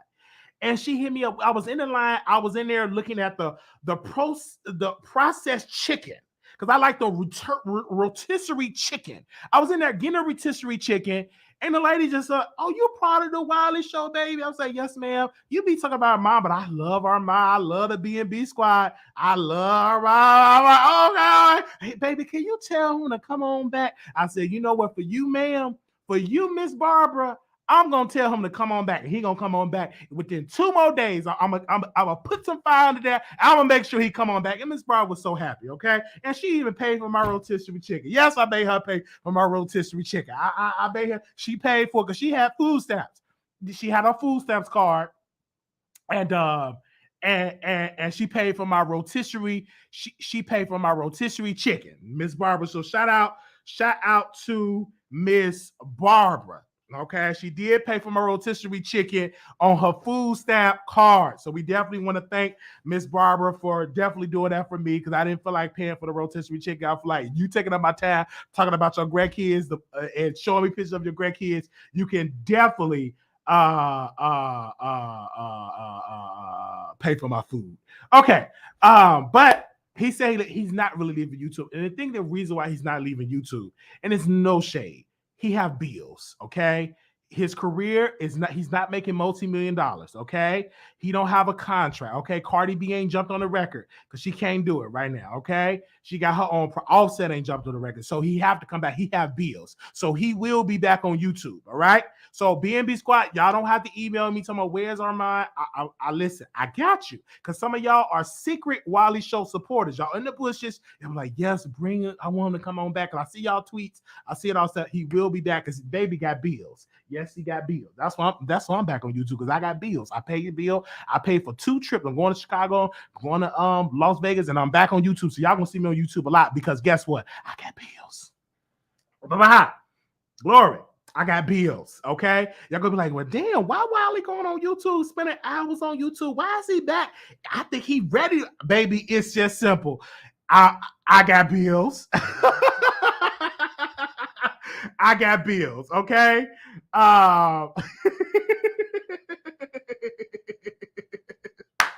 Okay, all right. I got bills. So y'all gonna see me a lot on YouTube because I got bills. Okay, I just paid for some trips and I looked at that account. I said, uh-oh, baby gotta get on YouTube and go live. This is the Wiley Show. Da, da, da, da, da. Okay, y'all gonna see me a lot on YouTube, all right? Because baby, I got through paying all this stuff. And at one point, my account was looking a little nice. Baby, after I got through deducting I got deducted the light bill, got deducted the gas bill, got deducted the food bill, got deducted all the apps I got deducting all these trips, paying for hotels. I said, I gotta get back on YouTube. I gotta bring back Wiley in the morning. I gotta get back on YouTube. Oh, baby, that account don't look nice. At one point, I was real proud of myself. Oh, this account looks so nice. Baby, as I got through deducting that Fashion Nova and buying all that stuff, and getting all these underwears and toys, I said, gotta get my niece. She want a baby doll. I think she said she want a baby doll house. So I gotta pay for that. So I'm back on YouTube. I'm back. Okay. Okay, I got bills. This is simple. I could just say, you know what? I just want to see y'all on YouTube. I love my producers, and I do. But the real answer, baby, I got bills. I got to go live. What you want me to talk about? What you want me to talk about? So I was surfing the internet for some content. I said, what I'm gonna talk about? Okay, I'm gonna talk about that. And Tyler just surprised me. Tyler surprised the hell out of me. I didn't think that interview was gonna do what it did. Like that man came in and snatched the interview. Like, I'm doing it this way. I didn't pronounce it, and he just came in whoosh. And I'm getting texts all across like, Wiley, who was that? His name was Tyler. Look at the people. I'm like, whoa. Oh my gosh. Oh. Oh man. Oh man, baby. He kept it funky. I said, I wish I had a lot of guests like that. Then he started reading the comments. He got right back here. He did real good. Did he do good? He did real good. So he need a show. That man need a show. He talked more than me. He was answering all my questions, and I was laughing because he was so entertaining. I'm trying to be professional, but I can't. He was so funny, and he's very, very, very, very, very smart. That man said I was doing my online work in line. You know you dedicated if you standing in line and doing your online work. You are dedicated. That man gonna get a blessing. Y'all come on, y'all reach out. I want to see him on Zeus. That man was doing his online work in line. Come on. That's dedication right there. That's dedication. Okay. That's dedication. It was a good interview. Thank him so very much. We're gonna reword the title to add him in there. So definitely. If you missed the live, baby, you're gonna have to go back to the beginning. Text everybody and say, y'all missed a show. Okay? Y'all missed a show today. If y'all missed this episode, and y'all gonna get more of that because I got bills. When you got bills, you think of good content. And I kind of like having bills. Let me tell y'all why. Because that helps my creative juices. If I didn't have no bills, I don't think I would be as creative.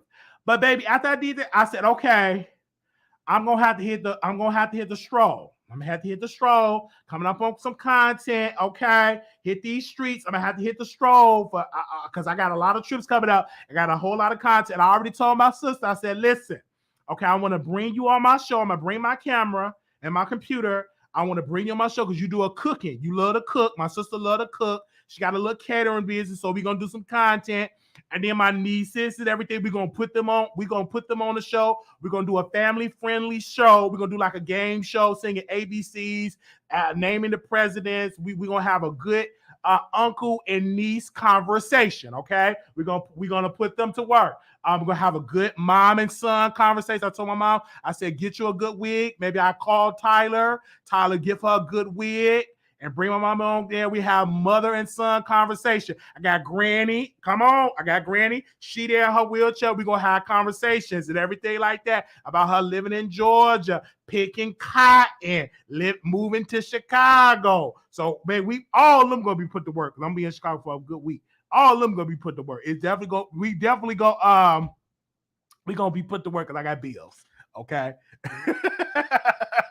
All of them gonna be put to work. Okay, yes, because y'all never seen the family. So we definitely gonna do that when I go back to Chicago. We thank y'all so very much. Okay. Whew. Okay, not your nieces. You know, people love to drag children, kids off limits. Didn't you learn from Sophie Tata? Don't worry about it.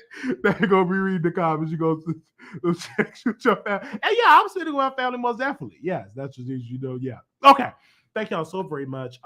We want to thank everybody for contributing to the show. If you want to be a blessing to our show, our cash app is $Marquise Wiley 28, or you can super chat us. We do want to thank y'all so very much for coming through. In here, we will be back tomorrow if I fill up to it. Because yes, I got bills, so we will be back tomorrow doing some content. Okay. Yes. Definitely. The fam got to help pay for us. We pay for us. We got the hotel, all that. Oh, we're gonna do a call in. I'm sorry. Let's do a call in. I'm so sorry. I'm trying to rush y'all. Thank you, Tommy. This is for you, Tommy. Open the phone line. Shout out to Martin. They're gonna be showing Martin on BET Plus. If you have the date, let me know. And they was like, and they opened it up. This is for you, Tommy. That was so nice. I can't wait to watch that reunion. So I will have my notebook and pen. We're gonna review that. We're gonna open up the phone lines and we're gonna let y'all talk. While Jamaica, he got 10 jobs plus the trade. The trade. I wish I had the trade. I wish I had the trade. Man, I wish I was Uncle Clifford. Oh, we're gonna do a P-Valley reunion, a P-Valley review tomorrow. Man, I wish I was Uncle Clifford. That's all I'm gonna say. Oh man, that's what I'm talking. And I love like the dirty, ringy looking trade. I love that. Thugs, I love that. That's like my type. Oh my gosh. Ooh, especially little murder. Oh my god, that's my type. Where can I find that? Do I have to move to Mississippi? Oh, do I have to move to Alabama? Oh man. And we will be reviewing Real Hot Boys of Houston. I'm sorry, Real Hot Boys of Hollywood. I'm so sorry, Real Hot Boys of Hollywood. And then we also going to be reviewing B-Boy Blues, Justice Smollett film. We definitely going to review that. So I'm just giving y'all enough time to watch it because some of y'all going to be like, what you talking about? I ain't seen the movie. But I'm telling you, we're going to be reviewing that. So make sure y'all watch B-Boy Blues. That's a Justice Smollett. Okay, he didn't have to pretend to get beat up. Okay. To get this movie to be promoted, it's on BET Plus. It's really, really good, by the way. But if you hope it, don't even tune into the show because you're not gonna like it. If you homophobic, if you think, I don't understand that the kids. What about the kids? If you homophobic, don't tune in because you're gonna be offended. If you're a holy roller, if you don't like it, you know what I'm saying. If you don't like to see that, show now, press 1.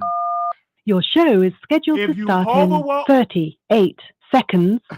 If you homophobic, okay, just don't even tune in. You're gonna be offended. I don't want to hear nothing. What about the kids? Y'all doing too much. They ain't used to show this back in my day. I just don't even watch B-Boy Blues. Okay, okay. Just don't. I'm just giving you one. Don't even try. If you that way, you know what I'm saying. But if you out there, you want to see some good entertainment, make sure y'all watch it. A lot of women should watch it too. Your show will go live in 5 seconds. 4, 3, 2, 1.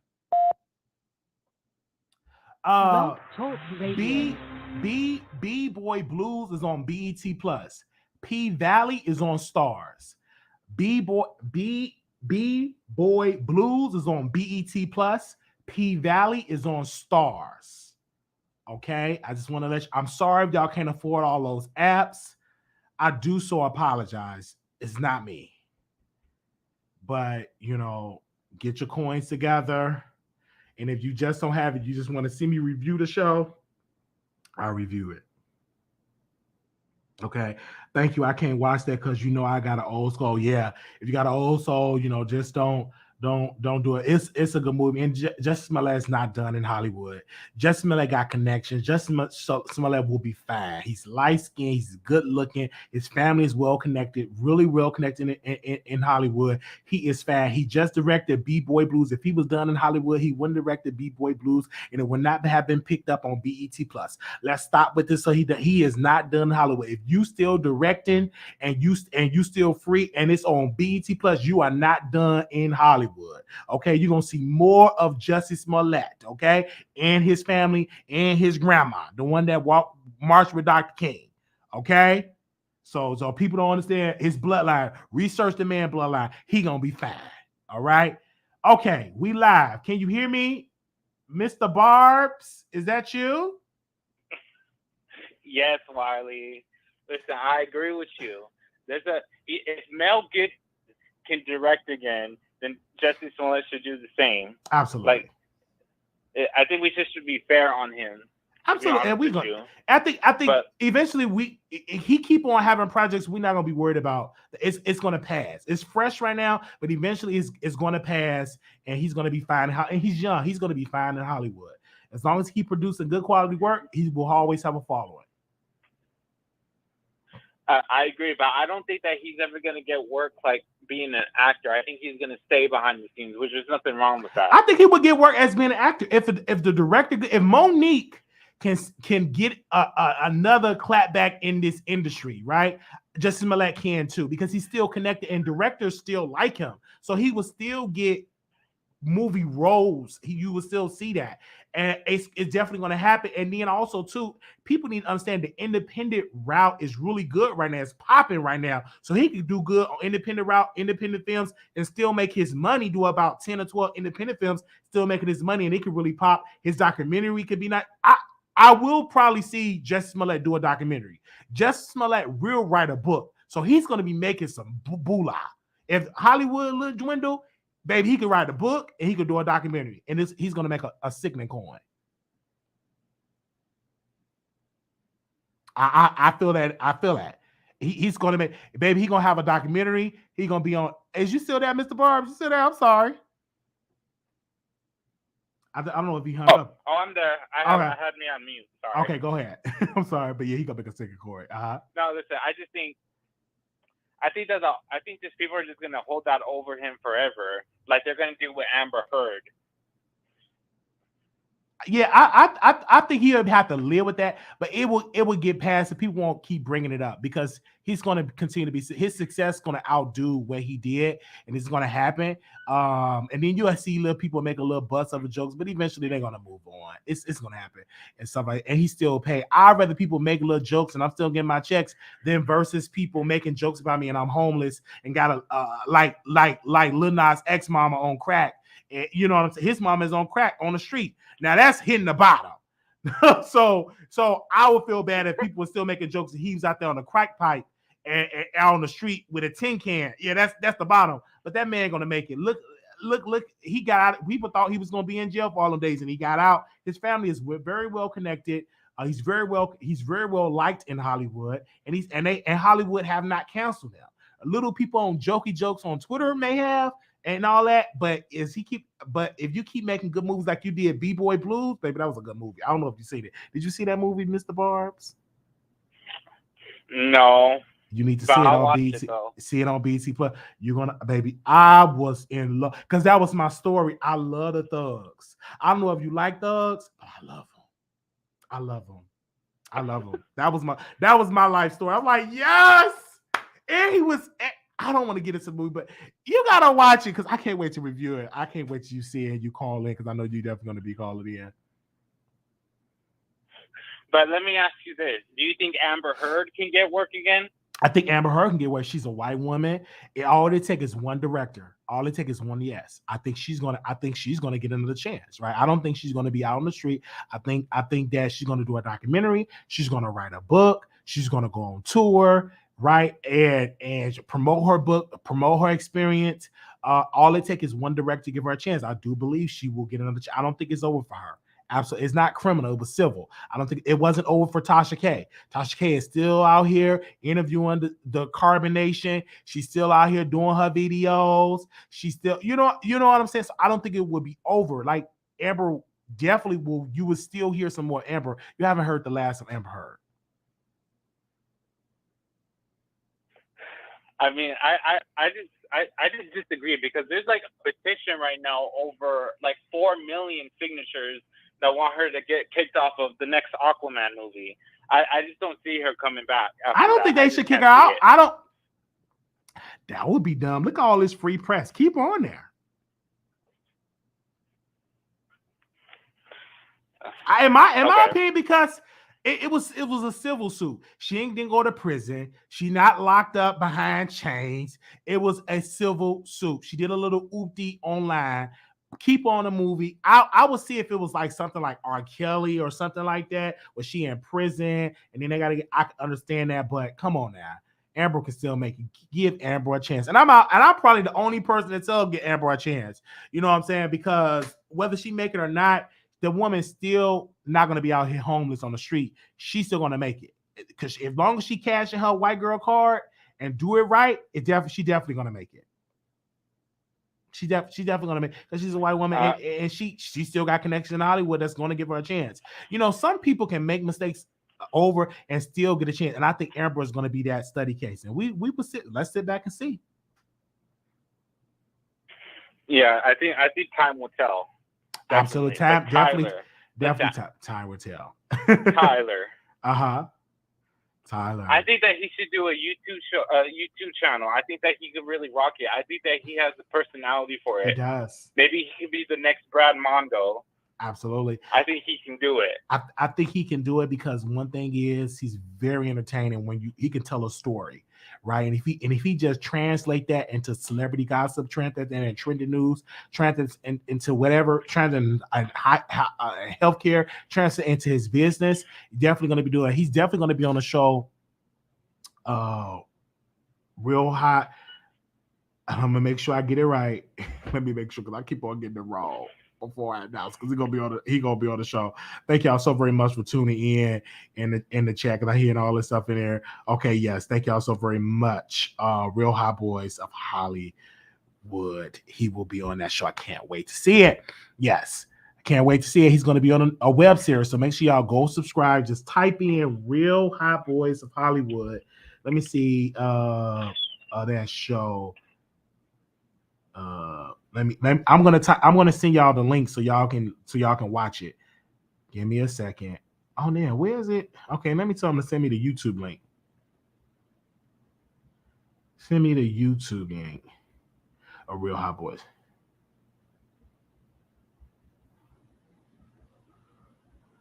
Okay, hey, did you say that, Mr. Barbs, or you done? I'm sorry. No, I just want to say that I think it was a blessing in disguise that he's not on Bad Boys, because I think it just would have been a bad look for him, because I understand that he can promote his stuff and his job, but I think that because that show was messy, someone is definitely going to try to fight him for no reason, and I just don't think that he needs that to hold that weight when he can be like more legitimate. Absolutely, I agree.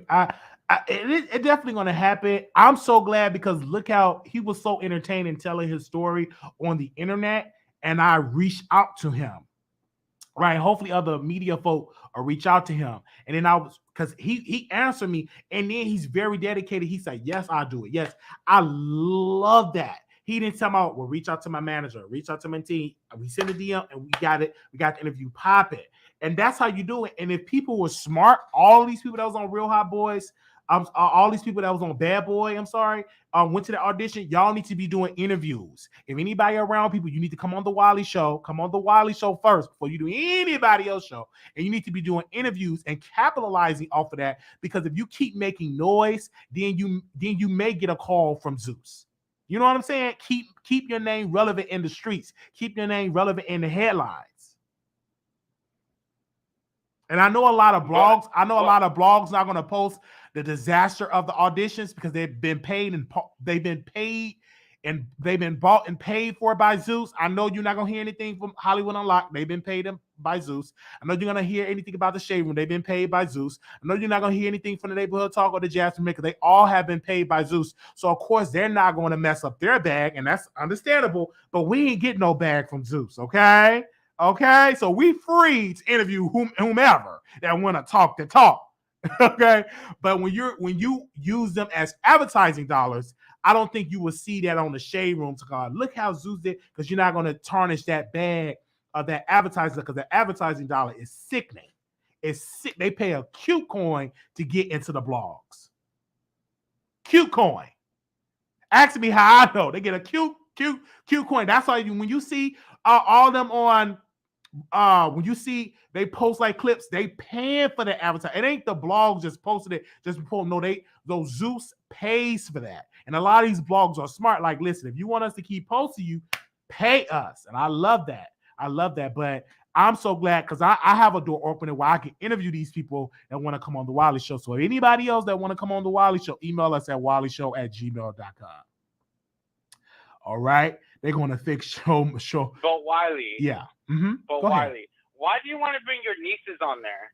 I don't think that's a good idea. No, for me, like if I'm just really just talking. I'm really just talking. if I was to do a YouTube channel, I may not bring my nieces on. I'm gonna sleep on. I may not bring them because they're young, and I keep forgetting how ruthless these people are. But I will bring my sister on. I will bring my mother on. But I don't know if I probably won't bring my nieces on because I know how ruthless this internet is, especially not gonna do it without my sister's permission because I know how ruthless, girl. They are, y'all are ruthless. But I will bring like my sister because she gotta just try to start her cooking show. Because what I'm trying to do is give as much good content when I'm in Chicago. Because I don't want to just be in Chicago and not do nothing. So I want to do some shows. So definitely. Absolutely. Maybe you should document the street life at Chicago. Yes, like you said, what of Chicago? You should document the street life of Chicago. Oh my God, it's 2 days of street life. I that ain't for me. I'm not into the street life. I don't think I have the stamina to be on the street. But yet you want to date a thug. I love the thugs. I love them. Very activity. But I don't want to be out there. Okay, with the thugs. Let's interview who you popped last week. Who popped Pookie? I don't want to be doing that. But it is a guy. Shout out to the crime chaser. His name. Shout out to he goes by the crime chaser. And he have his this dispatcher, his 911 dispatcher thing going off. And he always travel with a crime at. He records it. He talks about it. But I don't think I'll be out there in them streets. No. I just not gonna do that. Now, and I definitely go viral. And I don't think I want to be able to tell the story and not become the story.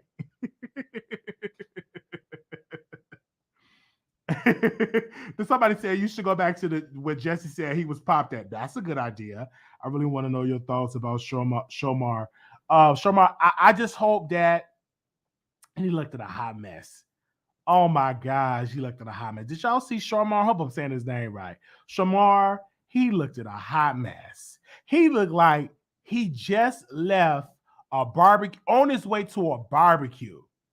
You know what I'm saying? Or he looked like he was dressed to go to the laundromat to clean his clothes. Like it wasn't a good. Oh, it was a disaster.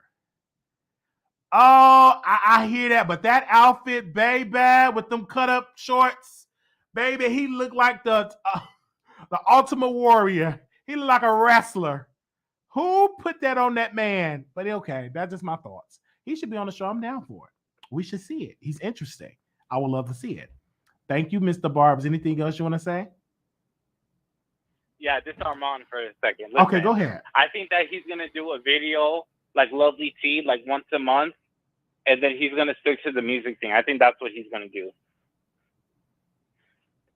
Oh, really? Okay, he should. And he should. I think like... Yeah, because the last video... Mm-hmm. The last video he did was like 3 weeks ago because I was wondering because he said that he hasn't been on for a while, so I checked. It was like 3 weeks ago. Mm-hmm. And I think he was trying to make his music pop, and I get it, he's moving and stuff like that. But we miss Armon going live. I'm a fan. Like before anything of me, I'm a fan because he's so entertaining. He's very, very. I want him to do a story. Okay, I want him to do a story time because I want to review it. So I want him to do a story time for his birthday, them in the jackstrap. I want to know why was the king paying at the event? Is there some problems there? I want to know. He did show his boyfriend finally, and his boyfriend is good looking. I did like the documentary for the music. I like that. Did I say his boyfriend was good looking? I'm gonna move on from that. I'm so really glad I don't know, he was really there supporting him. I'm surprised the boyfriend didn't send him, give him a good cup of water, some lemons, and so I like that because he called them pops. I like that, and don't get back because this stuff is public. He called them pops, but I would have fell out the chair. He said, "Pops, bring me some water," and Pops bring him some water. I love that because I wish I had that, but thugs don't want to do that. Thugs, don't want to bring water. They just want to just screw you and move on. So thugs don't really have that intimacy. I love thugs with her. I could be like, "Paul, bring me some water." and they bring me some water or bring me a drink or something like that. I would love to have it, but thugs, they be out there slanging, so they ain't got time to bring me no water. Because after we get to screwing, they back on the street. You know what I'm saying? You know what it is. So okay. Why are you nasty for real? I'm just saying. Right. I know he showed the boyfriend before, but usually the boyfriend somewhere give him water and some limits. He's in the background. You don't really see him like that because I really can't find him on Instagram. I was looking. I think his Instagram probably private. I'm just nosy, so I'm just looking just to see. But nevertheless, I like what I see, and I'm not this. I'm not. I'm like, hey. I'm like, okay. I wish I was in the studio because I wanted to interview the boyfriend, to get into some things, some secrets. I want to do that, but I went at the studio. I went at the studio. Wiley. Huh?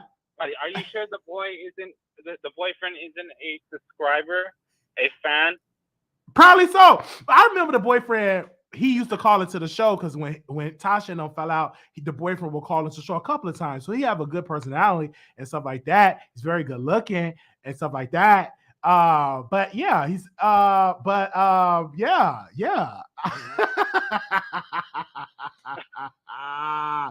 my God! Then they're gonna put a shady post. Wiley is saying that Armon's boyfriend is good looking. He want to catfish the boyfriend. They're gonna put some crazy headline out there, and I don't want to do that. I'm just talking.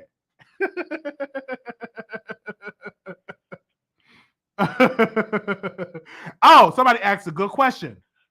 So somebody was like, devil's advocate here. He calling his boyfriend Pops different from, how's that different from Monique calling her husband Daddy? It's not a different. Like, you give your people nickname. I call my thug dog. Like, I love like rough, like ruthless, roughneck. You know what I'm saying? Demon. Like, I like those type of ruthless names. So it ain't gonna be Daddy. It's gonna be like Demon. Let me stop. And it probably will be Daddy. Hey Daddy, can you can you give me a look? Bring me some Ciroc, Daddy. But nevertheless, Will you call your thug boyfriend a daddy? I will call my thug boy a daddy, definitely. Yes.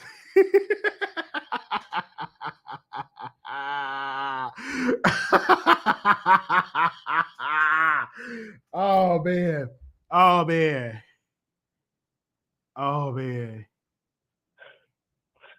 I'm just saying. You crazy for real. I'm just saying. All right. Well, thank you so very much for calling in. All right. Thank you. Love you. Thank you. Okay, man. All right, that was it. Oh man, lots of unpack here. Daddy is right. It would definitely be Daddy if he putting it down. You are older than your thug boyfriend, but you are calling him Daddy. Yeah, of course. Why they want to be like, this thing the food, did you get the money? Okay, cool, Big Daddy.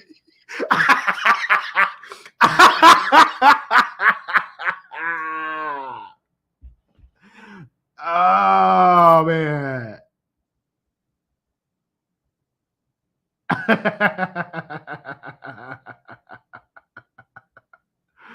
Oh man. Oh man. Thank y'all so very much. Why they want to be like, oh, because I want to have like the type of thugs like they didn't rob the bank or something, and we just in the house. You know what I'm saying? Like, oh, like baby, put this on the bed, baby, or something like that. Deposit this in your account. I want all that type of stuff. Like we about to heist, like we about to heist a store or something, and I get, you know what I'm saying? I had it for my man. You know what I'm saying? I want that type of relationship. I want that. I just want that type of relationship. I had to bail my man out of jail, and I'm arguing like, I had to bail you out of jail, and then we just screw in the house. Oh yes. Okay.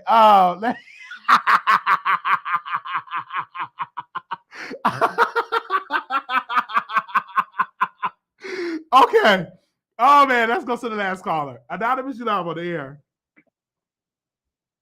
Hey, Wiley, Hey. great interview with Tyler. Thank you. It was a great opportunity for him to come on your show because we, the people, probably haven't heard of him before. Facts. I know I haven't. So, Yes, it's good to get that exposure. And I agree with him. It doesn't necessarily mean you have to go to audition to be on Zeus Network to fight. Yeah, if you're a brand, why not get the exposure? Facts. So I agree with that. Absolutely, I agree. Also, I want to say it's probably a publicity stunt with Armon. I mean, one thing with Armon, I don't know, like, how you just gonna leave the platform that birthed you? Like, you get what I'm saying? Like, we made you on YouTube, so why would you leave YouTube? Like, you just gonna give your subscribers away? You just gonna throw your subscribers away just like that when your subscriber made you? Yeah, Who you are today? He have been announcing with YouTube, you wouldn't be shit. That's true. And he have been announcing this for a while. Like he have, you know how he going to this announcement. I don't think I want to leave YouTube. I think I want to leave celebrity gossip. I damn sure don't want to see him pick up no cards. He bet not be picking up no cards for him to leave. Yeah, it's too early to get. Yeah. But people need to understand, like, when you make that money, that now you got to keep going to keep that money coming in. That's just the flip coin of that of YouTube. Like when you do that. Yeah. I mean, just because Brandy gave you a shout out, I mean, who else is co-signing you? Yeah. Like Brandy gave a shout out. Cardi B didn't give a shout out because they're not friends. Jay Celine didn't do any shout out because a public shout out like all these celebrities you went to birthday parties and stuff, all that. I have no public shout out. He went to birthday parties. At least I get a shout out from time. I don't know. What about Candace daytime, daytime? I mean, all the girls. Candace, I think Candace shouted him out. Brandy shouted him out. But like the celebrities, but I mean, he didn't post it up on YouTube to throw it to the girls. Oh yeah. Yeah, he didn't. You Yeah, Brandy. But I like. But don't get me wrong. I like the positive check. I would love to hear the positive check on P Valley. Like I would love to hear. I would love to see some strippers. Okay. I would love to see some strippers dance. So I would love to see C Murder. What's his name? Is it Lil Murder or C Murder? Lil Murder. Lil Murder. And Mississippi. Do they remix the positive check? They ain't gonna do it. They ain't gonna do it. I'm gonna send it to her right now because she on Twitter and she don't get the many retweets like that. So I'm gonna tweet it to her. Y'all do a remix. Come on the Wiley Show and do a remix on the Wiley Show live. I mean that the song Positive Check is really not catchy to me, but I do like the other song that he did. I'm not gonna throw no shade for that. The other, so I mean, the other song I liked. I really like. I really, and I can't wait till he do these other songs. I would love to see Armon, really bring us a good leading lady in the song. I love women in videos, maybe so. And he could put a man in there and stuff like. I would love to see those songs because I like those slow songs and I play it a lot on station here. So I do, and I agree with you. I like those slow songs. I really do. Those slow songs are incredible. I have a question. Mm-hmm. I have a question. Like, so do you think he can make it music-wise for him? Why can't you do both? You could do both. I just think that's in a Gemini nature where he get burnt out from YouTube. Because like sometimes you do get burnt out where you don't want to talk about celebrities because in his mind he is a celebrity. Yeah, but my whole thing with that is don't just throw YouTube away and then go to your next big thing, and then your next big thing doesn't work out, and then you come back to YouTube. It doesn't work like that. Absolutely not. Okay. You can't have your cake and eat it too with your subscribers. I don't know. I think he can do both. He can do both, and he should look into being a songwriter. He should do both. So I'm ready for him to come back. Because he's messing on YouTube. And I know people are going to be shady. Wiley want him to come back so he can get some... The girls want you back. They're going to be like, Wiley want him to come back so he can get some content, so he can bite off his content. You damn right. Okay, because I got bills.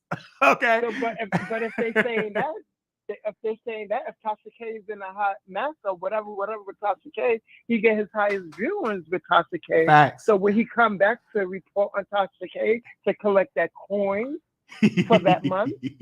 I mean, I don't get it. Like, I mean, because bills still have to be paid, and how much download did he get off of this new song? Yeah, I don't know. How many views did he get off of this new song? He got 30,000. I mean, 30, is it 30,000 on the YouTube? I don't know how many downloads on Spotify and stuff like that because I'm not on there. That's nothing to me.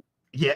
30,000 is nothing. It would have been nice for it to be at 100K or 200K, but I think he's going to he got to pay his dues and being an artist because he is a new artist. He's a baby.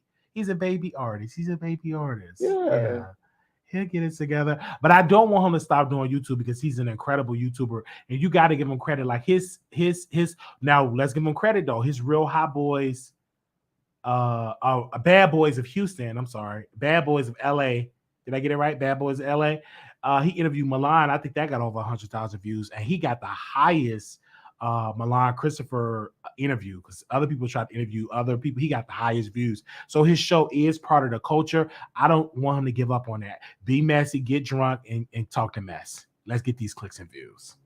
Exactly. We the people love the mess. Like, you know, even though I throw shade towards her, but no, I watch her sometimes here and there. No shade. Facts. No? Facts. Yeah, facts. Somebody said, and the upcoming YouTubers, like, come on, they want to feed the upcoming YouTubers. Facts. I agree with you on that. But thank you for keeping us busy today. I went to work listening to you, home from work listening to you. Yeah, I loved it, and I'm so glad I did it because I sent out so many invitations. I'm like, oh my God, like I want to have a show for the people, and boom, it came through, and I said, let's go live, and boom, it was so freaking. It's like Tyler is one of my best guests because that man, he shared it, he came on, he delivered. And I wish every guest that come after him had that same type of spirit that delivers and share it on their Instagram, not being shit. Because, you know, some guests are shady. They don't want to share it on the Instagram. He did all of that. So we hope, you know, and he don't even have all on followers. And the man, he got the personality. I'd rather have the personality and not the followers yet because the followers can catch up with my personality. It's some people that got the followers and they damn sure ain't got the personality. No personality. Some of these celebrities are the same way. You can say it. You can say that again. Buenas noches. Put them on it like some roaches. Did you like that, Pete? Did you like that? Did you put on some roaches? I like Karish. I know this is off topic. Go ahead. This is off topic, but did you see Legendary the winner? I did not see Legendary the winner, and I have to start watching that show. Don't get me wrong. I'm not really a ballroom scene because I think they do voguing, correct? I want to make sure I'm good. They do voguing. Yeah. I've been so tapped out. Once I left Chicago, I just got tapped out of the ballroom scene, and that's a good market to get into because it's so lucrative. So shout out to who house that won in Legendary. Let's be who house that won. Spoiler alert! The house of Juicy Couture. The house of Juicy Couture is the Kiki house. It's not a mainstream house, but it's a Kiki Couture house, and that's the first Kiki house that went on Legendary, and they won. Wow, that's good. Shout out to Courtney. Shout out to Courtney. Shout out to Juicy Couture. Like shout out. Well, that's how she's the founder. Yeah. Okay. Shout out to that. See, once I left Chicago, when I was in Chicago in the streets, oh baby, I would go to balls. I would interview people and all the videos I do. I wish I still had it. And I need to get back into that. And so I may get back, but them balls are long, child. And baby, no, and you gotta know all the 8-hour balls. Oh, by the way, the latex ball is coming up next weekend. This weekend coming up, rather. And where's it gonna be at?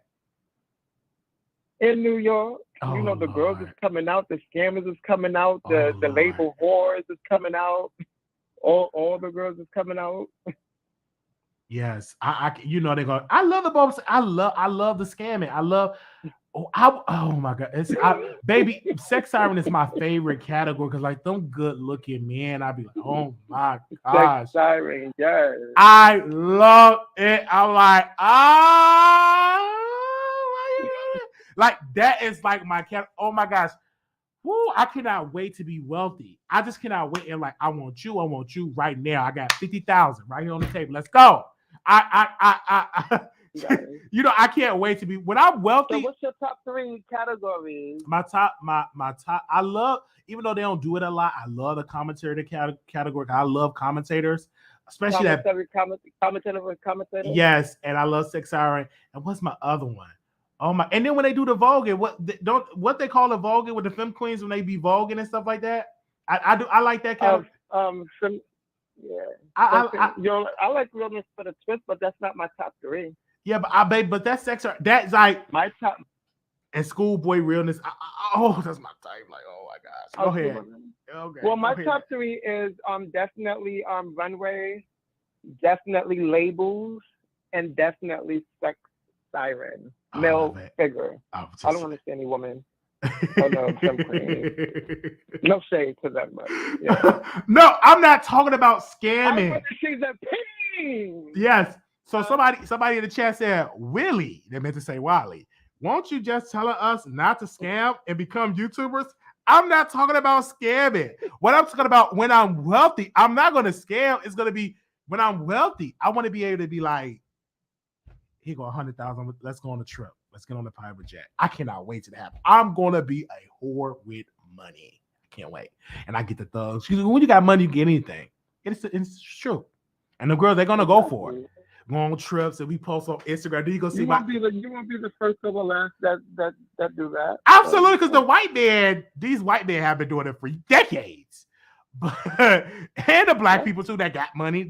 You got your little escorts, you got your little, your little New York. Because I want to have it when I'm rich. Have my New York pieces, my Atlanta pieces. You know what I'm saying? And I travel. We go on trips. We on IG. We have a fake relationship. It's a quote unquote business relationship, or we posting on IG. I'm like, oh my gosh. And then we break up. And then I get into that. Yeah, it's like, you think all this stuff is authentic? Some of that stuff is manufactured. Okay. All right. I'm just telling it like it is. All right. Oh, I can't wait. Oh, I hope I hit this mega million. Because I hope I hit this mega million because, oh, baby, I'm going. You think Wiley is wild now? Okay. You'll see Icon. You'll see me in New York. Are you going to the ball? Because you never know. I might pull up in New York, Icon. So I'm a workaholic. I just make time for you, Wiley. I love that you make time. I can't wait to meet you because you're so faithful. You call in. You send ideas for the show, very faithful. You don't give up. If I had about 3 million people, we got things going. Like, you're very dedicated. And I like talking to you. I really, really, really like talking to you. Yeah, so he said not the mega million. Yes. I was a little jealous when you said the first caller was your favorite, and then you corrected. No, I meant to say I didn't mean to say favorite. I meant to say he's the first. I know. Right. I don't want to. Right. He's like Mr. Barbs because I love all the callers. And what I'm about to start doing, if I was in New York, I'm about to start like sitting. I'm about to go back old school. What I used to do, and this one I was manic, but I'm not manic anymore. I'm going to, I'll tell her offline what I'm going to do because I don't want nobody to steal my idea. I'll talk to you offline about it because, these girls, they'll be doing this. I'm doing it first. They be acting like they'll be, I'm like, well, damn. But I'm going to tell you the idea and I'm going to let you look over it before I do it. You're going to like it. It's going to be fun. It's going to be entertaining. But thank you so much, Icon, for calling in. Love you, brother. Like, thank you so very much. No worries. Shout out to the producers. Yes, love it. Yes. Going back in the bushes. Okay. Have a great night, you guys. All right, you too. Bye-bye. They said, Carl, I love your commentary. I got no beef with you. Yes, Sabi. They said, no, T-Time, that side chick. I love, like, man, see, Diddy got money and he's good looking, but he got money. Oh, is this my girl? This better not be the voice to New York. This is the voice to New York? Yeah, it is. I haven't heard you in forever. Yeah, I know. I've been missing your live, and I'm like, oh man. So my sister was listening to you actually just now. Hi, sis. I love y'all. And everything like that. And I heard like my favorite callers and stuff. So I'm like, let me call in and check in and see how you're doing. I did rewatch all your lives though, although if I missed it. And I noticed you had Shakie on, but he was on for a while. And I'm like, wait, isn't he the same one that exposed Super? Oh On the no, whole that wasn't PPP? MC Shakie. That wasn't MC Shakie that was on. That was Tyler. That wasn't MC Shakie. Okay, because your title right now says the Wiley Show Live makes Shakie major criminal case update. Oh yeah, we just talked about MC Shakie criminal case update because he's going to be sentenced in June. Okay, yes, he's going to be sentenced. So Okay, we, but isn't he the same one that oh my God, that tried to expose Super about the PPP and all that? And he had like documents and stuff, and then now. How can the pot call the kettle black? Like, what is going on here? Like, and from what I heard, it's only $250K, but he can see up to 38 years. And honestly, that's not even a lot of money to be going to jail for. Like, I always feel like if you're going to do fraud and steal, it got to be to the point where you can have offshore accounts in different countries so you can get away. Like, don't go to jail for monkey money. $250K is not money to go to jail for. Not for fraud. You got to hit the million so that if you do have offshore account and you get away with it, you are a millionaire, right? But this is nothing. This is embarrassing. It's not worth your 30. If you divide $250K divided by 38, I don't know. I got to do the math. That's not even worth your sanity. I wonder if Super's going to write him some love letters. Wow. Like I'm just thinking about that. That's not a lot of money. He could have made that writing a book, going on tour. He got his bingo money, everything. Exactly. Or he could have invested. What he could have done with that $250K when Netflix was about to come up with their earnings not too long ago. Netflix went down maybe $100. He could have made himself a millionaire, depending on how much money he invested. It just wasn't, to me, the bang for the buck. Some crimes is not worth the crime. You know what I'm saying? Well, you gotta do I don't think criminals think about the pros and cons of the crimes they're committing. But this is why I'm not a criminal, because it's like, does it make sense? You know who's a criminal? All right, Wiley, I know you're a CNA. So there's a documentary on Vice News, okay, that speaks about nursing homes. The real criminals are the CEOs of nursing homes. They're the real millions of dollars and can get away with it with no problem. I think they need to investigate them. The documentary I watched, I was like, oh my God, how he get all this money and then hiding it? And no one is saying and nothing. Nobody, he hiding millions of dollars, and they're not saying a word. He's still walking around free, and he's been doing it for years. I know exactly what you're talking about. Yep. But if I were to do a scam and stealing people checks and hiding this, do you know my black ass would be caught, be up there with MC Shakie in some cuffs? Excuse me.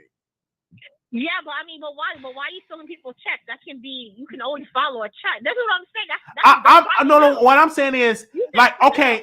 Oh my gosh, I was just watching. If y'all know the lady name, posted in the comments. She did a scam where she would buy properties and she would get the loan and approve of the loan. She would appraise the property for like $3 million. It's really worth $1 million, but she appraised it for $3 million and get approved for $3 million.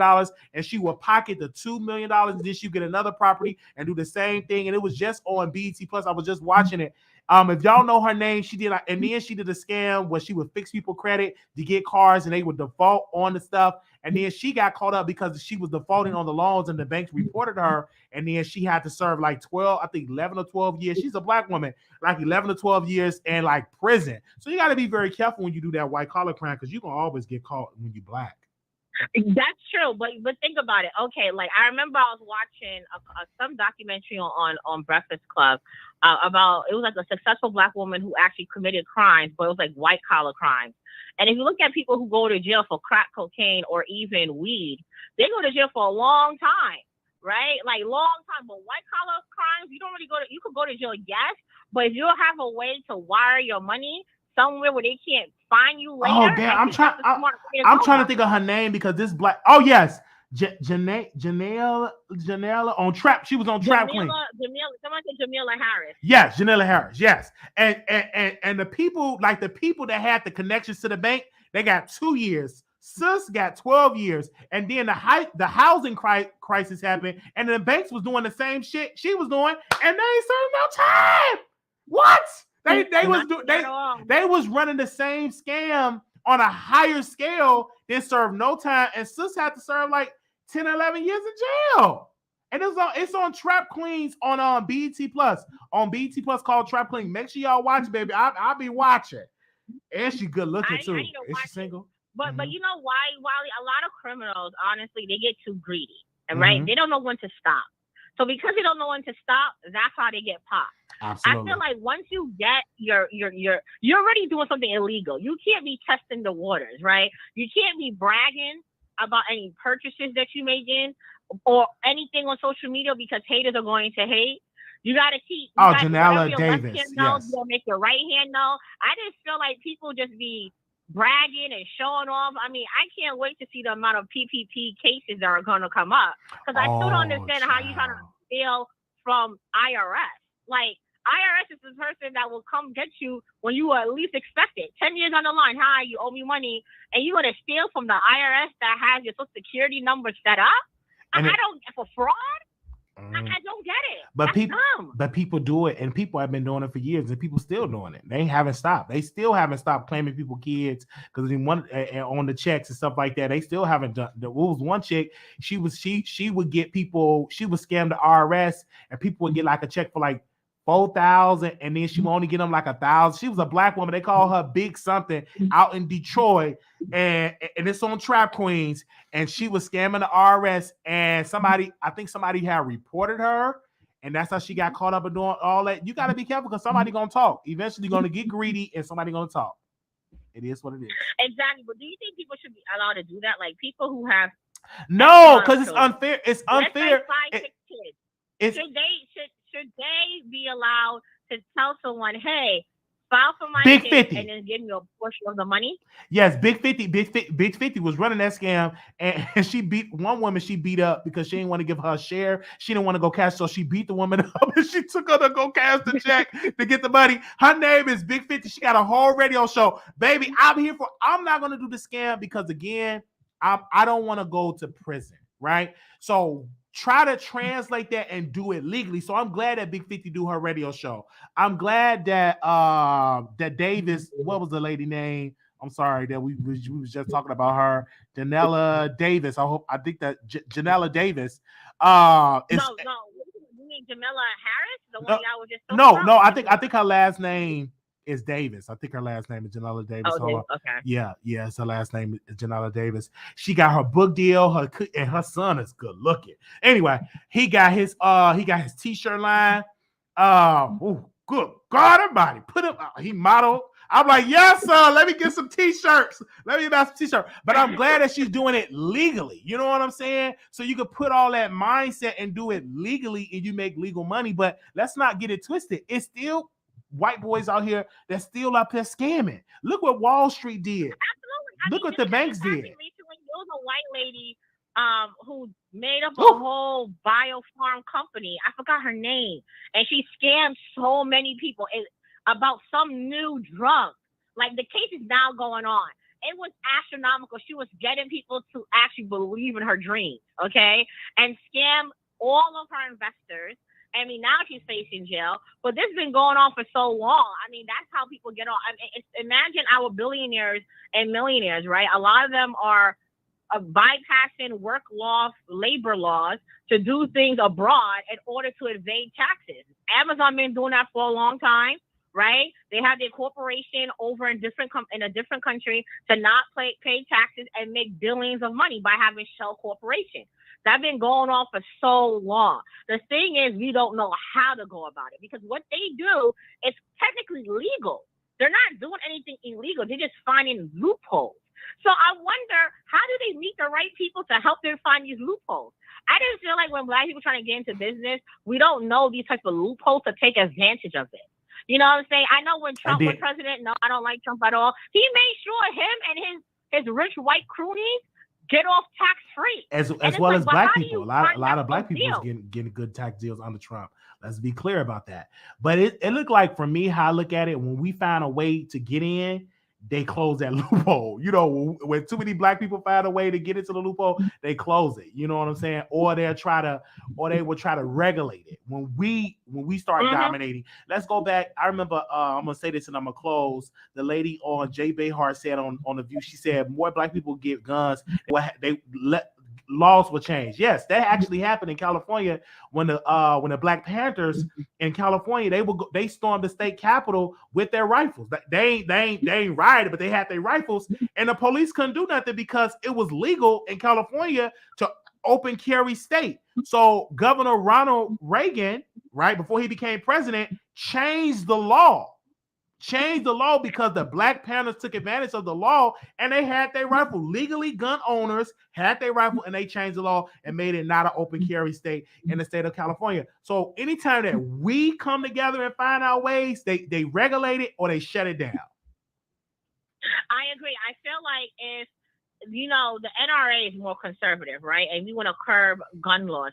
But I feel like if LGBTQAI people were found at an alarmingly high rate with posing with guns in a certain way, I feel like the NRA would not want that image associated that they will try to regulate even further, right? I think if they're black, let's be clear, if black LGBTQ, because white folks can get away because they still white. But if black people, if the laws change tomorrow and the news say 95% of African Americans are now legally own guns, they have registered and they joined the NRA, laws will change. Laws will change. Absolutely. Laws. Absolutely. They did the same thing to us too when it comes to crypto. When 2020 hit, everybody was on crypto. Okay, I want to keep it buck. I'm gonna keep it buck, Wiley. I hate when there's a new fad or fade that's coming out, right? Let's say crypto, and all of a sudden, every black person is a crypto master, a master investor, and that's how they be scamming people. A lot of people be scamming. Going to one of the courses, not for crypto, but it was a black lady that I thought was a good investor to learn how to invest. And I kind of lost my money because I felt like the course wasn't going the way it needs to. And they prey on people who don't have the education to be successful. And I feel like they don't know as much. I feel like everybody during 2020, even to this day, wasn't invested. I'm like, but y'all can't be this good if y'all not own our buildings in the community. Y'all not hedge funders. There's no way all y'all can do this. But see, people find a way to game the system. It's all about being a hustler. And I feel like a lot of people will say, yeah, I know how to do this. Oh, I'm this, I'm that. And they don't know anything at all. It's a sad thing. But what do they do with crypto? They're trying to find a way to try and put extra tax laws on it because they realize black people is going ahead. And they keep doing that all the time. Even when it came to Cash App or the Zelle. Remember, I think they have something with businesses now. Like if people are sending you too much money to your bank account or something you have to report it to. Let me tell you, they're trying to monitor you guys because they want to make sure that black people stay where they are. We always last to the party. All the time. It's like I hear about it after 9, so I can't get in free anymore. It's like, what's going on? I'm like, where's the inside club to know these moves before these moves are happening? That's the type of club I want to be part of, which is something that's very something that we all should look into. But Wiley, Armon is really leaving YouTube. Where he going? No, so he's going to be assistant for Cardi B? Where he going? Well, listen, I want to say that I don't know if he's hold on 1 second. Let me turn my mic up. You sound far away. Hold on 1 second. I'm turning my mic up. Hold on. Let me turn this off. I'm sorry. I had walked away for a second to get something. But no, he said he's thinking about leaving because he was just thinking about it. He was like, oh my gosh, I want this to be about me. I'm the celebrity. I'm tired of talking about celebrity gossip. I'm tired of the stand wars and all of that. But I don't think he will leave YouTube because it's simple. He got bills. So he got bills. But I just think that he was going on one of his rants and stuff like that. And of course, I'm a blogger, so I heard about it. I'm like, oh, is he leaving? So let's talk about it. But after this video, you will see him going live soon. Because he had bills. Because his lifestyle, his lifestyle, he got bills. It is very expensive. LA is expensive. But he could be a sugar baby. I feel like Armon could be a sugar baby and people will pay for him. He could, but he's in a faithful relationship with his boyfriend, and his boyfriend. I don't know how much his boyfriend make, but it's expensive. You need 2 income. It's expensive. And he's free. I feel like if you live in Cali, you destitute. I feel like I would never live. I can't talk because New York is expensive, right? But do you see those gas prices in Cali? Yes, it's like gas prices. $8, $9. Okay, and then the traffic. I don't know how people are surviving in California because people here are struggling in New York. So I know people are struggling, especially if you're like in a career path that's like you do your own thing, you're in your own boss, and it goes by engagement and views and stuff, and you got to keep it fresh. That's tough in this industry, you know. So I feel like whatever works for him works for him. But I like seeing his commentary, you know. I think if you have multiple streams of income, then you don't have to be on YouTube. Like, for example, Kevin on Stage or even Tabitha Brown, they have multiple streams of income. So even if they're not on YouTube, which they mostly are because they also show their videos on TikTok and then Instagram and then Facebook and YouTube and then, you know, having TV shows and comedy and all that, I think then you can like lessen your time on YouTube. Cause I think that's what Jackie Aina does, right? She has other brand deals out there, and even what's that dude? The gay white guy that be like, "Hey sisters," what's his name? And the other one that used to follow him, that used to date this other. Okay, I don't know. The two white but shout out to Miss Brown, the one that she got a business in LA. Her vegan restaurant, and she got her clothing line. Yes, from Target. Shout out to that. Yeah. And then there's a plus size model named by Pretty Nikki, who tried, because I haven't seen a lot of people like trying on her clothes, but it came in my recommendation because I looked at like iDesign 8. That's another person I follow, or Thrift Girl, whatever. And she came on and she reviewed Tabitha Brown clothing, and it was great to see. And Tabitha Brown also has like a little cartoon for kids to learn how to be vegan. So come on, she's getting the back. And you know what's beauty about it? Like how her husband support her. And it took her years to get to this stage, okay? But I do feel like, part of me feel like that Christian act is like an act, it's itself. But I love how she's so welcomely and suddenly. Yeah, because her husband, I'm gonna say this about Tabitha Brown. Her husband be like, y'all think she this nice? She don't really be talking. She ain't this like, you know. I can tell it's an act, and she's an actress. But I love it, baby. I'm gonna put a little in there, but that's my business. I like her. I like it too. I like that she's an unambiguous Black woman with natural hair, with a Black husband who's doing a dang thing and talking about veganism and how and making corn dog carrots. I ain't eating no corn dog carrots. That even sound good. But look, I'm all for sis making her move, but it took her a long time to get there. Just like it took Kevin on Stage a long time to get where he is, right? And the first time I was exposed to Kevin on Stage, I don't know if you watched Scandal with Olivia Pope, but he used to make like the cartoon version of every episode. And that's how I got exposed to him. Mm-hmm. Okay? So what I'm saying, is that it may take you a while to get where you're going, but once you get there, that's all that matters. I said that earlier. As long as you get there, that's all that matters. And I'm still young. I'm only 31. I'll be 32 November 11th. Okay, I'm young.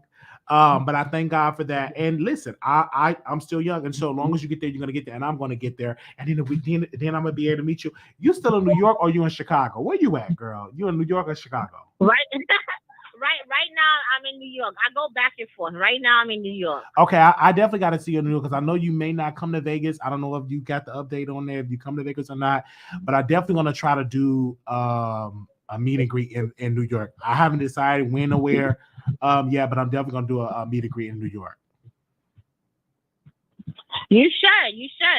It is expensive in New York. There's nothing here, right? I mean, there's a lot of things here. I love my city, but I read an article recently that you need to make $120,000 a year to actually rent in New York City, and it's very sad because we do have like a rat infestation, and we're very crowded. Of course, and it's just sad to see that this is what I regret, right? When I went to college, I went to do, I'll try to hustle through school, legally hustle, okay? So I'll try to look into real estate. This was like in the early, maybe mid, like 2006, 7, 8 type thing, right? So then I took a real estate class, and my plan was to get my real estate license and flip houses to college students and live there as a landlord, right? But I never really took it as seriously as I should have, because honestly, real estate and business is not my forte. I feel like it's a lot of loopholes in it, but I'm so mad why I didn't do that to this day. Can you imagine if I had bought property where I was, what that worth will be? Like, you know what I'm saying? Like, everything is so sky high, right? Sky high with the market, with the inflation. I think the CPI is at 8% or 9%, and it's like I don't know what we're doing with our inflation thing. It's sad that we're living in time. Like, we lived through what 9/11. It was like another depression. Then COVID. Like, I think we lived through a lot. I feel like we lived through so many different things that I wish I had documented all my experiences of what I lived through, because I know when we get older in our 80s, history is going to change and they're not going to include these in these books. But I feel like having like a first-hand account of what it's like being Black during this time would have been monumental for the newer generation to listen to. But with that said, it's too expensive out here. And the government's not doing nothing. They sleeping. That's what they doing. They sleeping.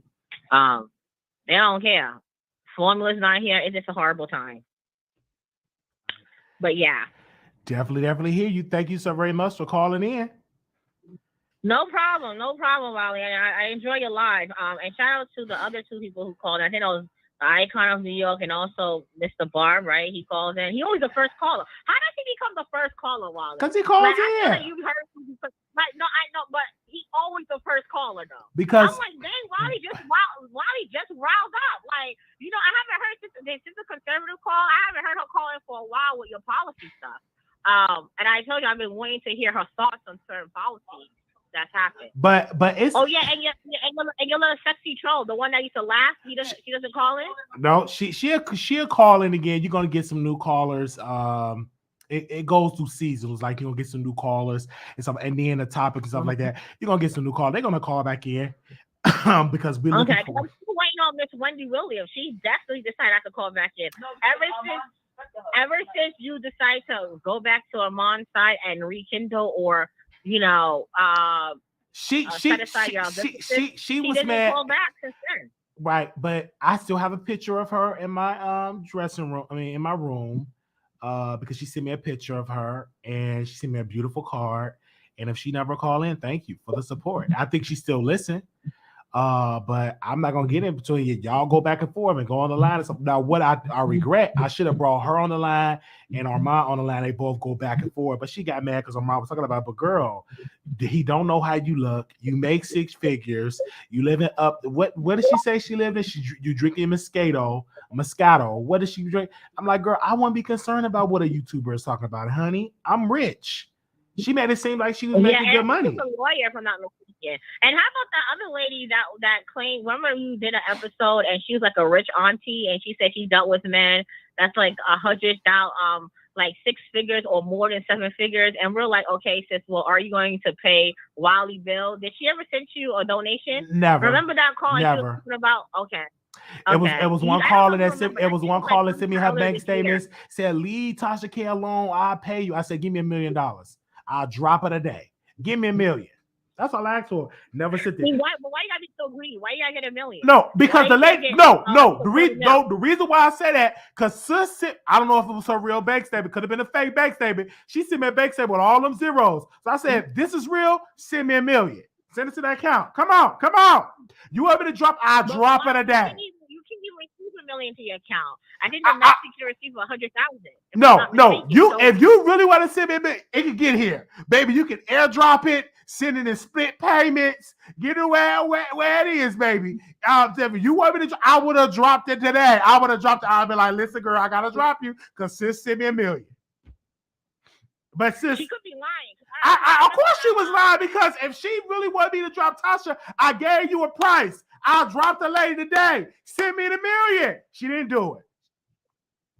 I would have dropped her. $1 million is not a lot in today's age. It's not a lot, but if you got all the million, just give me $1 million. And baby, I'm gonna flip it and dip it, and baby, me and Bae, we gonna turn it to turn it, take that money, take it high up. No, okay. We gonna take it and spin it, baby. Yes. But that's all. If she gave you $1 million in stocks or property, would you have? I would have took that. If she would have done, I would have took that. I would have got with the right people to know what I'm doing. But if she had sent $1 million, it'd be like, okay. And Goodwill, I'm gonna send you 500,000. Just here you go. Boom. Okay. I would have publicly made a video with my bow tie, with my speech. I would have been like, excuse me. I am here with a heavy heart that I'm gonna have to separate for Unwind with Tasha K. We think that she is a YouTuber, but at this time, our views are not aligned. I'm moving in a different place in the future. We love her, but we are moving. We are no longer going to be doing Unwind with Tasha K content, reviewing it. We're moving. I would have dropped it that day. I would have done it for her because she paid me. You would have done it today. I'm public announcing. Hey, I mean, look, money talks, BS walks. Right. Isn't Tasha K going off of YouTube though? Is she going off of YouTube, or she still staying on YouTube? She's still on YouTube, but I think that she's more faithful. She's dedicated to her paying customers first, and then she give. It's like, you know how they have in the theaters where you watch a movie in the theaters and then it goes to DVD and it goes to the public with, and all, to the public and stuff like that. It's like her app is like the theaters. You watch in the theaters before it's released to the public. But yeah, that's how it is right now. But I love that. Well, I would say, as far as theaters are concerned, I basically get advanced movie screening, so I actually see it before the regular public sees it. That's great. If you go to advancedscreenings.com, it's free. Okay, you just gotta make sure you get a ticket early and just stay online. And then when you go to the theaters, Wally, do you movie hop when you go to the theaters, or you just sit there and watch the movie and leave? I just watch movie. I don't movie hop. I just sit and watch movie. I pay my money. I sit and watch movie. So you really go to the movies and pay $20. How much for a ticket? $16, $16.50. And I get popcorn. I gotta get my food, my hot dogs. I get my hot dog. Give me a piece of hot dog. Wait, so you buy your movie theater food at the movie? I do. When I moved to Dallas, I started doing that. I don't do the hood stuff. When I was in Chicago, I did the hood stuff. Wait, hold on. What do you mean hood stuff? What do you mean hood? What do you mean like buying like buying snacks at putting in my book bag, buying snacks at the 7-Eleven. Wait, okay, but why is that hood? Why that can't be conserving your money? Well, okay, conserving my money. I don't do it because $5 for a movie popcorn. It doesn't bother me. Bring a whole, I like to do what the regular customers doing with the regular customers. I stand in line, pay for my popcorn, pay for my food, especially if I'm with Boo, and especially if you know what I'm saying, if he out of jail. If you know what I'm saying, it is what it is. I pay for some popcorn. I mean, first of all, if you're paying $18 to see a movie, I think you deserve to see 2 movies for one special. I feel like you should not go to the movie to see one movie, because you can just wait online until the movie drops. I'll be dang if I'm gonna sit there to watch one movie and I'm paying $18 for that one movie. I'm trying to see 2 and 3. Now, I would pay if it's a dining theater. Then, I'm not getting the regular schmegula popcorn. I'm getting myself, a wrap, some wine on the side. Depending on the movie. I only go to select movies. I only go to select theaters. But I do feel like, or if you have Plum benefits. I don't know if your company does Plum benefits. So I get movie tickets for $10. And even when I get movie tickets for $10, I'm still seeing another movie. Well, that's you. I'm not going to do that. I've been doing this since high school, okay? I only got caught once. And it was in high school. And it wasn't even us that was making the noise. It was the dudes in front of us. Because in Brooklyn theaters, if you're from Brooklyn, there's a theater near downtown Brooklyn, okay? It's like Court Street Theater. It's the most hoodest theater you could think of. I'm talking about people make noise as they watch it or make commentary. It's like a real experience. It's not quiet. It's like that way. I've been in theaters like that. Yeah, You said what? I said I've been in theaters when people talk to the movies. I've been in theaters like that, and I started moving. Do you like it? No, I don't like it. I think it's very ghetto. I think it's ratchet, ghetto. Wait. Hold on. How much are they talking? We're not talking about the whole entire theater. We're talking about, certain movies you watch, you be like, yeah, you better. And some parts of the movie with it, and I don't like that. I'm very conservative in the movie. I like to hear the whole movies. I love to read the credits. I love to be on the movies to watch the previews. I love sitting through the previews. I'm just that type of person. I don't like you sitting in the movies. Now I do cry if it really. Oh, so I'm about to tear up now. If it's something that touched my soul, I will cry in the movie. But not like an ugly cry, but I will tear up. Like the last movie I teared up was Brian Banks when he was falsely accused of rape. I cried. That really made me cry hearing that story. I just really balled up in some tears. And every time I watch it, I just eat some Doritos and I cry. So I'm a crier, but I'm not like, girl, you better watch out. He gonna get you, girl.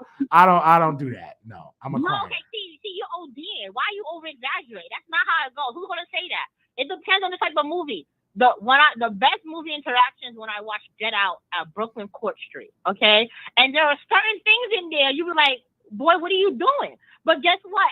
Everyone was doing it. People were clapping, especially when roles went against the main character, you know, and there was a whole snap, things of that nature. Like the whole theater is doing that, not just one person.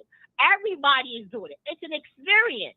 So I feel like I hate when I watch movies and I want to, like, you know, make a snap or do something and everyone is sitting there quiet. It's like, are y'all watching the same thing I'm watching? It just lose this whole type. Because it's more than just watching it, right? And quiet, and it's about laughing, you know, clapping at certain points and really feeling the experience. But you sit in there quiet, you might just watch a mine. No, for me, I love it when we clap at the end of the story, at the end of the movie. And we're like, oh yeah, I love that. Very, very weird. When I move out here with my Karens, and you know what I'm saying, Karen and all that, we are very conservative. What are you talking about? They were doing that too. See, that's how I guess it's different. Now, I would say Chicago, they weren't doing that nonsense, okay? No, I tell you, gotta go to select movie theaters, depending on the experience you want. Right. If you want the silence. Yeah. But I don't like to see if it's a bunch of black people finding about the theater, and I find another theater and I go further and further. Like sometimes I go an hour from the house and all of that. That's what I like. And now I'm here in Texas where it's like predominantly like white people. I love going with them. I go because the one lady told me, you know, you get the free like for $5 movie if you come in the mornings, like after early in the day, and I do that with the people, and that's what I do. So you're talking about the half or Tuesdays. Yeah, on Tuesdays I do that. You ain't got to worry about the noise. You got to worry about the ratchetness. You ain't got to be worried about people kissing on each other and all that. I'm just in there enjoying my movie. What kind of theater you going to? Yeah, I've done some kissing in the movie theater with my with my girl. Her name is Crystal. I'm not gonna say her last name. Shout out to Crystal.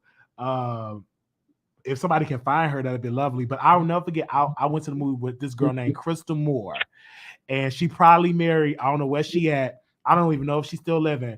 But we went to the movies. I just could not keep my hands off of her. She was so beautiful, and she had a big crush. She was thick. She was short. I had a crush on this Crystal Moore. I don't know if she's still living. I don't know how. Did she give you head in the theaters? So did she give you head in the theaters? Or I mean, no. It didn't even get that far. I was just excited. I was young. I was in my 20s. Like this banging chick. I went in a movie theater. Let's go. I don't know if she's still living. I don't know if she married, and I don't want to apologize to her husband if she is married. But that woman, I wanted her to make my wife. But I knew that I like dudes as well, and I didn't know at the time that it was a such thing called like bisexual. That was like my thought process because I didn't know anything about that. So I didn't know you can like both. I thought you had to pick either or back in the day. But I'm so glad that But man, I wish she's single now. Where's she at? Man, where's she at? What? I remember. Oh my! You can find her on Facebook and stuff like that. I tried to track her down. I couldn't find her. It's Crystal with a K. I could not find her. I couldn't. I have been looking. Have you tried looking on LinkedIn? Because you know LinkedIn is another way. I don't know if people be hooking up on LinkedIn. Yeah, I'm gonna have to find her and stuff like that. I definitely want to because she's a cool chick. She's a cool chick. Yeah, she's a cool chick. So you didn't do no funny stuff in the theaters? I did some funny stuff in the theaters, yes. Okay. I asked you, did she give you head? You said no, she didn't. No, she didn't. No, she did not give me head. She was classy and stuff like that. And I was it was just amazing. I would tell other stories, but I said her full name, and I'm not gonna tell these other stories. I'm gonna give that to myself because she probably married. And you know, these girls, they looking right now. Crystal Moore, Crustal. They're gonna try to do it, but no, because I couldn't remember that woman's name for nothing all day today. I'm like, what is her name? Couldn't remember her. And then, wait, what do you mean all day today? So you were thinking about her all day today? I was thinking about. Random for what reason? But I was just thinking about her. Like I was having a conversation with her by my sister about how I was attracted to her and how I didn't pursue the relationship because I like the guys as well. So I didn't want to play with her feelings. You know what I'm saying? Because at that moment I wasn't as open as I am now. So I didn't want to play with her feelings and waste her time because she would come to my church. When we go to visit in church, she would attend. Like she really, really liked me, and I didn't want to like, you know what I'm saying? Lead her on. I didn't want to lead her on because I wasn't ready. And she was thick, short and thick. Yep. I don't know if she's in a relationship, but that's the truth. And so I didn't want to leave. I didn't want to leave her on because I didn't want to mess because she was real serious. And my uncle, he's a pastor. He was like, she really like you. I'm like, yeah, because like she would come to my church and then she came to, and it wasn't even like a main service. It was like the second service where there ain't that many people. She came to that. And when she came to the visiting church, oh my gosh, she was so thick. Like I was like, whoa, I really directed choir that day. They was like, damn, is So that was she like approvable? Like was she approvable? Like Kevin Samuels would approve of her? Because I don't know if Kevin. I don't know. I don't know if Kevin. I don't know if Kevin Samuels approved. May he rest in peace. But I approve. The woman she was a 10 across the board for me, and she was gorgeous. And when I brought her, to the church, like my friends, they was like, "Damn, that's the one you." I was like, I couldn't because they couldn't believe it. They were like, "Damn, like you in church?" Like dude was on the drums. Was like my friend, he played the drums. He was like, "That's like damn." Like he was giving me thumbs up. Like yes, bro. Like they couldn't believe. Like damn. Like man. I don't know if. Well, I mean, you could have smashed and dash. No, I'm not. Too late. I wouldn't do that. Stop lying, Wally. You just say you would. I'm sure the opportunity presents itself right now. You would. You said. I mean, you're thinking about her randomly. I don't want to smash and pass. Like I want to have a relationship. It was just like this. I'm telling you, like she was thinking about like she had like literally I was working in Elmhurst, Illinois, and she would drive all the way from Elmhurst, Illinois to the south side of Chicago to pick me up for work. Literally, if anybody know anything about distance, that's a little distance, right? And just to pick me up from work and to drop me off. She was just a cool chick. We would be on a lunch break. She was like, "What time you going to your lunch break?" I'm gonna go at that time. She would wait for me to go on my lunch break. We have amazing conversation. I would pull out my Bible. You're a cornball. You don't got no game. You're a cornball, Wiley. See, that's the difference. I'm sure. No. I'm just. I was. You out here like he's showing you the signs or whatever. Maybe she is. No. And listen. I was in my early. I wasn't no player. I was a church guy. So if I'm a cornball, I'm a cornball. I pull out my Bible. We'll talk about the word. Guys are not the nicest. They're the most sneakiest. But that's your opinion. But what are you talking about? You told that you had a relationship with a pastor at your church. I'm just. Oh my gosh. Okay. But let me be real with you. But that's why when I saw that it was getting serious, that it was gonna get, I pulled away because I'm not gonna waste our time. But I did enjoy the conversations. Like I enjoyed like the conversations off the chain. Anyway, here you go, getting aggressive. You trying to mess up my fantasy, but it ain't gonna happen though. I'm not messing up your fantasy at all. I'm just saying a lot of dudes, no matter what, they were like, "Oh, she's not gonna top me off. Oh, blah blah blah," or they would have did something. I don't know. No, I was in my early. You gotta understand. I was in my early 20s. I don't have the mind. I have a different mindset now. I'm more mature now than I was when I was 21, 22. You know what I'm saying? But we had great conversations. And people in our lunch, I'm telling you, baby, when we would go on lunch break, it would be so popular in the break room because we'd talk about the Bible, we had debates, we talk about our relationships, and they love me in the break room. Like we had amazing conversation, and then it led to got the number. We started talking offline, having amazing conversation. When she would go on late, we would leave a job to go to McDonald's and go on lunch break. It was just amazing, man. It was amazing. And then when she came to my house, it was really amazing. It was really amazing and stuff like that. No, we didn't smash. I don't regret us not smashing. I just enjoyed the conversation. I enjoyed the friendship and the conversation. See, that's good because nowadays a lot of dudes don't take that time nowadays, right? Like they just want to smash or something. I appreciate it. And dash and move forward. And two, it's like you're not building anything substantial. It's like a quick and go, like a microwave type of relationship. But then people complain, and okay, can we just have everyone? I feel like podcasting, Black people need to give up the mic with podcasting. Every time I'm on my Instagram, which I on my sister's Instagram, I'm on Spiritual World. Okay, like I like following that page, and I just see nonsense of people talking. Mostly black people talking about relationship stuff, and I'm like, they need their mic taken away. We need to defund some of these podcasts. It's like everybody got a mic and a desk and talking garbage, and it's super annoying to me. And I think it's so oversaturated because they're not talking anything with substance. Like, well, you're different, right? You're not a relationship pod or whatever. No, it's not that, and I get it. I get, like, one lady was like, my pussy don't stink. I stick my finger in and it smell good. Like she was talking with Nick Cannon on oh my God, on Angela Yee podcast. I'm like, damn. I'm like, lady, you've been sitting all that time. That thing ain't smelling all that fresh like that, okay? Because you sweat and you talk. You need to take a shower. Because she's like, I don't have to take a shower. I stick my finger in it and I could be smelling it. Like, okay. But people are just saying anything now because it is a lot of podcasts out there, and it's hard to take notice because it's a lot of content. About that. Even Chloe Bailey said the same thing about music. We oversaturated with music. We oversaturated with TikTok work. We don't want to hear albums anymore. So I agree with you on that about that. But thank you so very much. The Voice of New York. Thank you.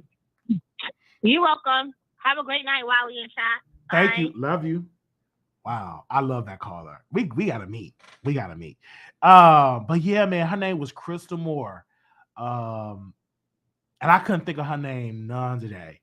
Wherever she at, Lord, wherever she at, Father God, in the name of Jesus, Lord, bless her, heal her, wherever she at, put your arms around her, because she is on my mind. I don't know why she on my mind, wherever she at. And please, Lord, if she's single, lay my name on her heart in the name of Jesus. In Jesus' name I pray. Thank God. Amen. I don't know where she at, but I couldn't think of that woman's name for nothing. But I thought about it that wherever because she fell on my head. Like, what's her name? And now I know her name. So y'all pray for Crystal Moore. All right. If y'all find her, let me know. Oh my gosh. Woo, thank y'all so very much for tuning into the Wiley Show. I got to go because I have broke my my gaming chair. And when I say my ass is hurting, it's like I'm sitting on a bunch of bricks. That's why I'm keep getting off camera, just trying to stand up. It's like I'm hurting or like sitting on a bunch of bricks. And then I had bought me some 2 Walmart chairs, and they both broke. And because I like to move around and stuff like that. And then a person that did my gaming chair, he didn't do it right, and it just broke apart, and it hurts. I'm not gonna tell you how I broke the chairs. I'm not gonna tell you that. I'm gonna mind my business. Remind me to talk about the chairs in the next episode. Remind me to talk about the chairs in the next episode. Remind me to talk about the chairs in the next episode. Remind me to talk about the chairs in the next episode. I'm not gonna talk about it now. But I need to stop,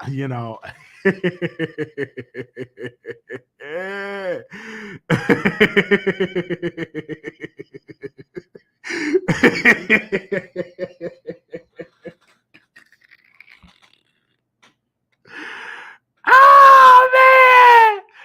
Oh, to break every chain. Oh, so I'm eating to everybody get to the gym. No shade.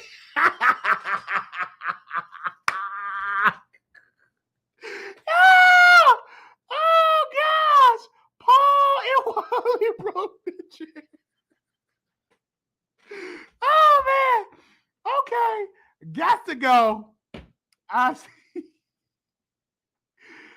To break every chain, break every chain, break every chain.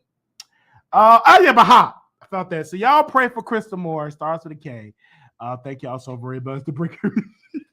Now you want to lose 40 pounds? Sure, we'll believe it. I'll see it.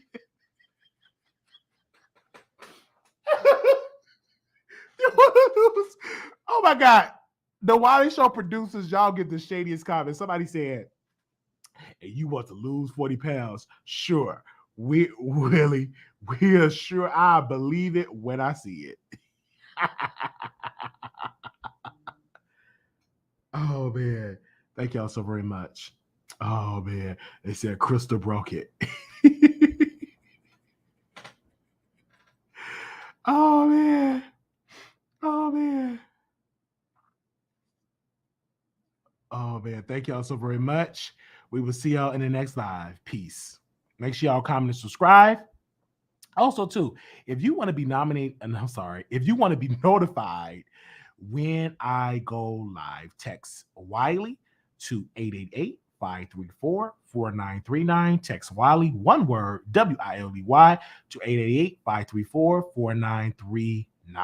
Thank you all, and you all have a wonderful and wonderful, blessed evening. Peace. Oh, peace.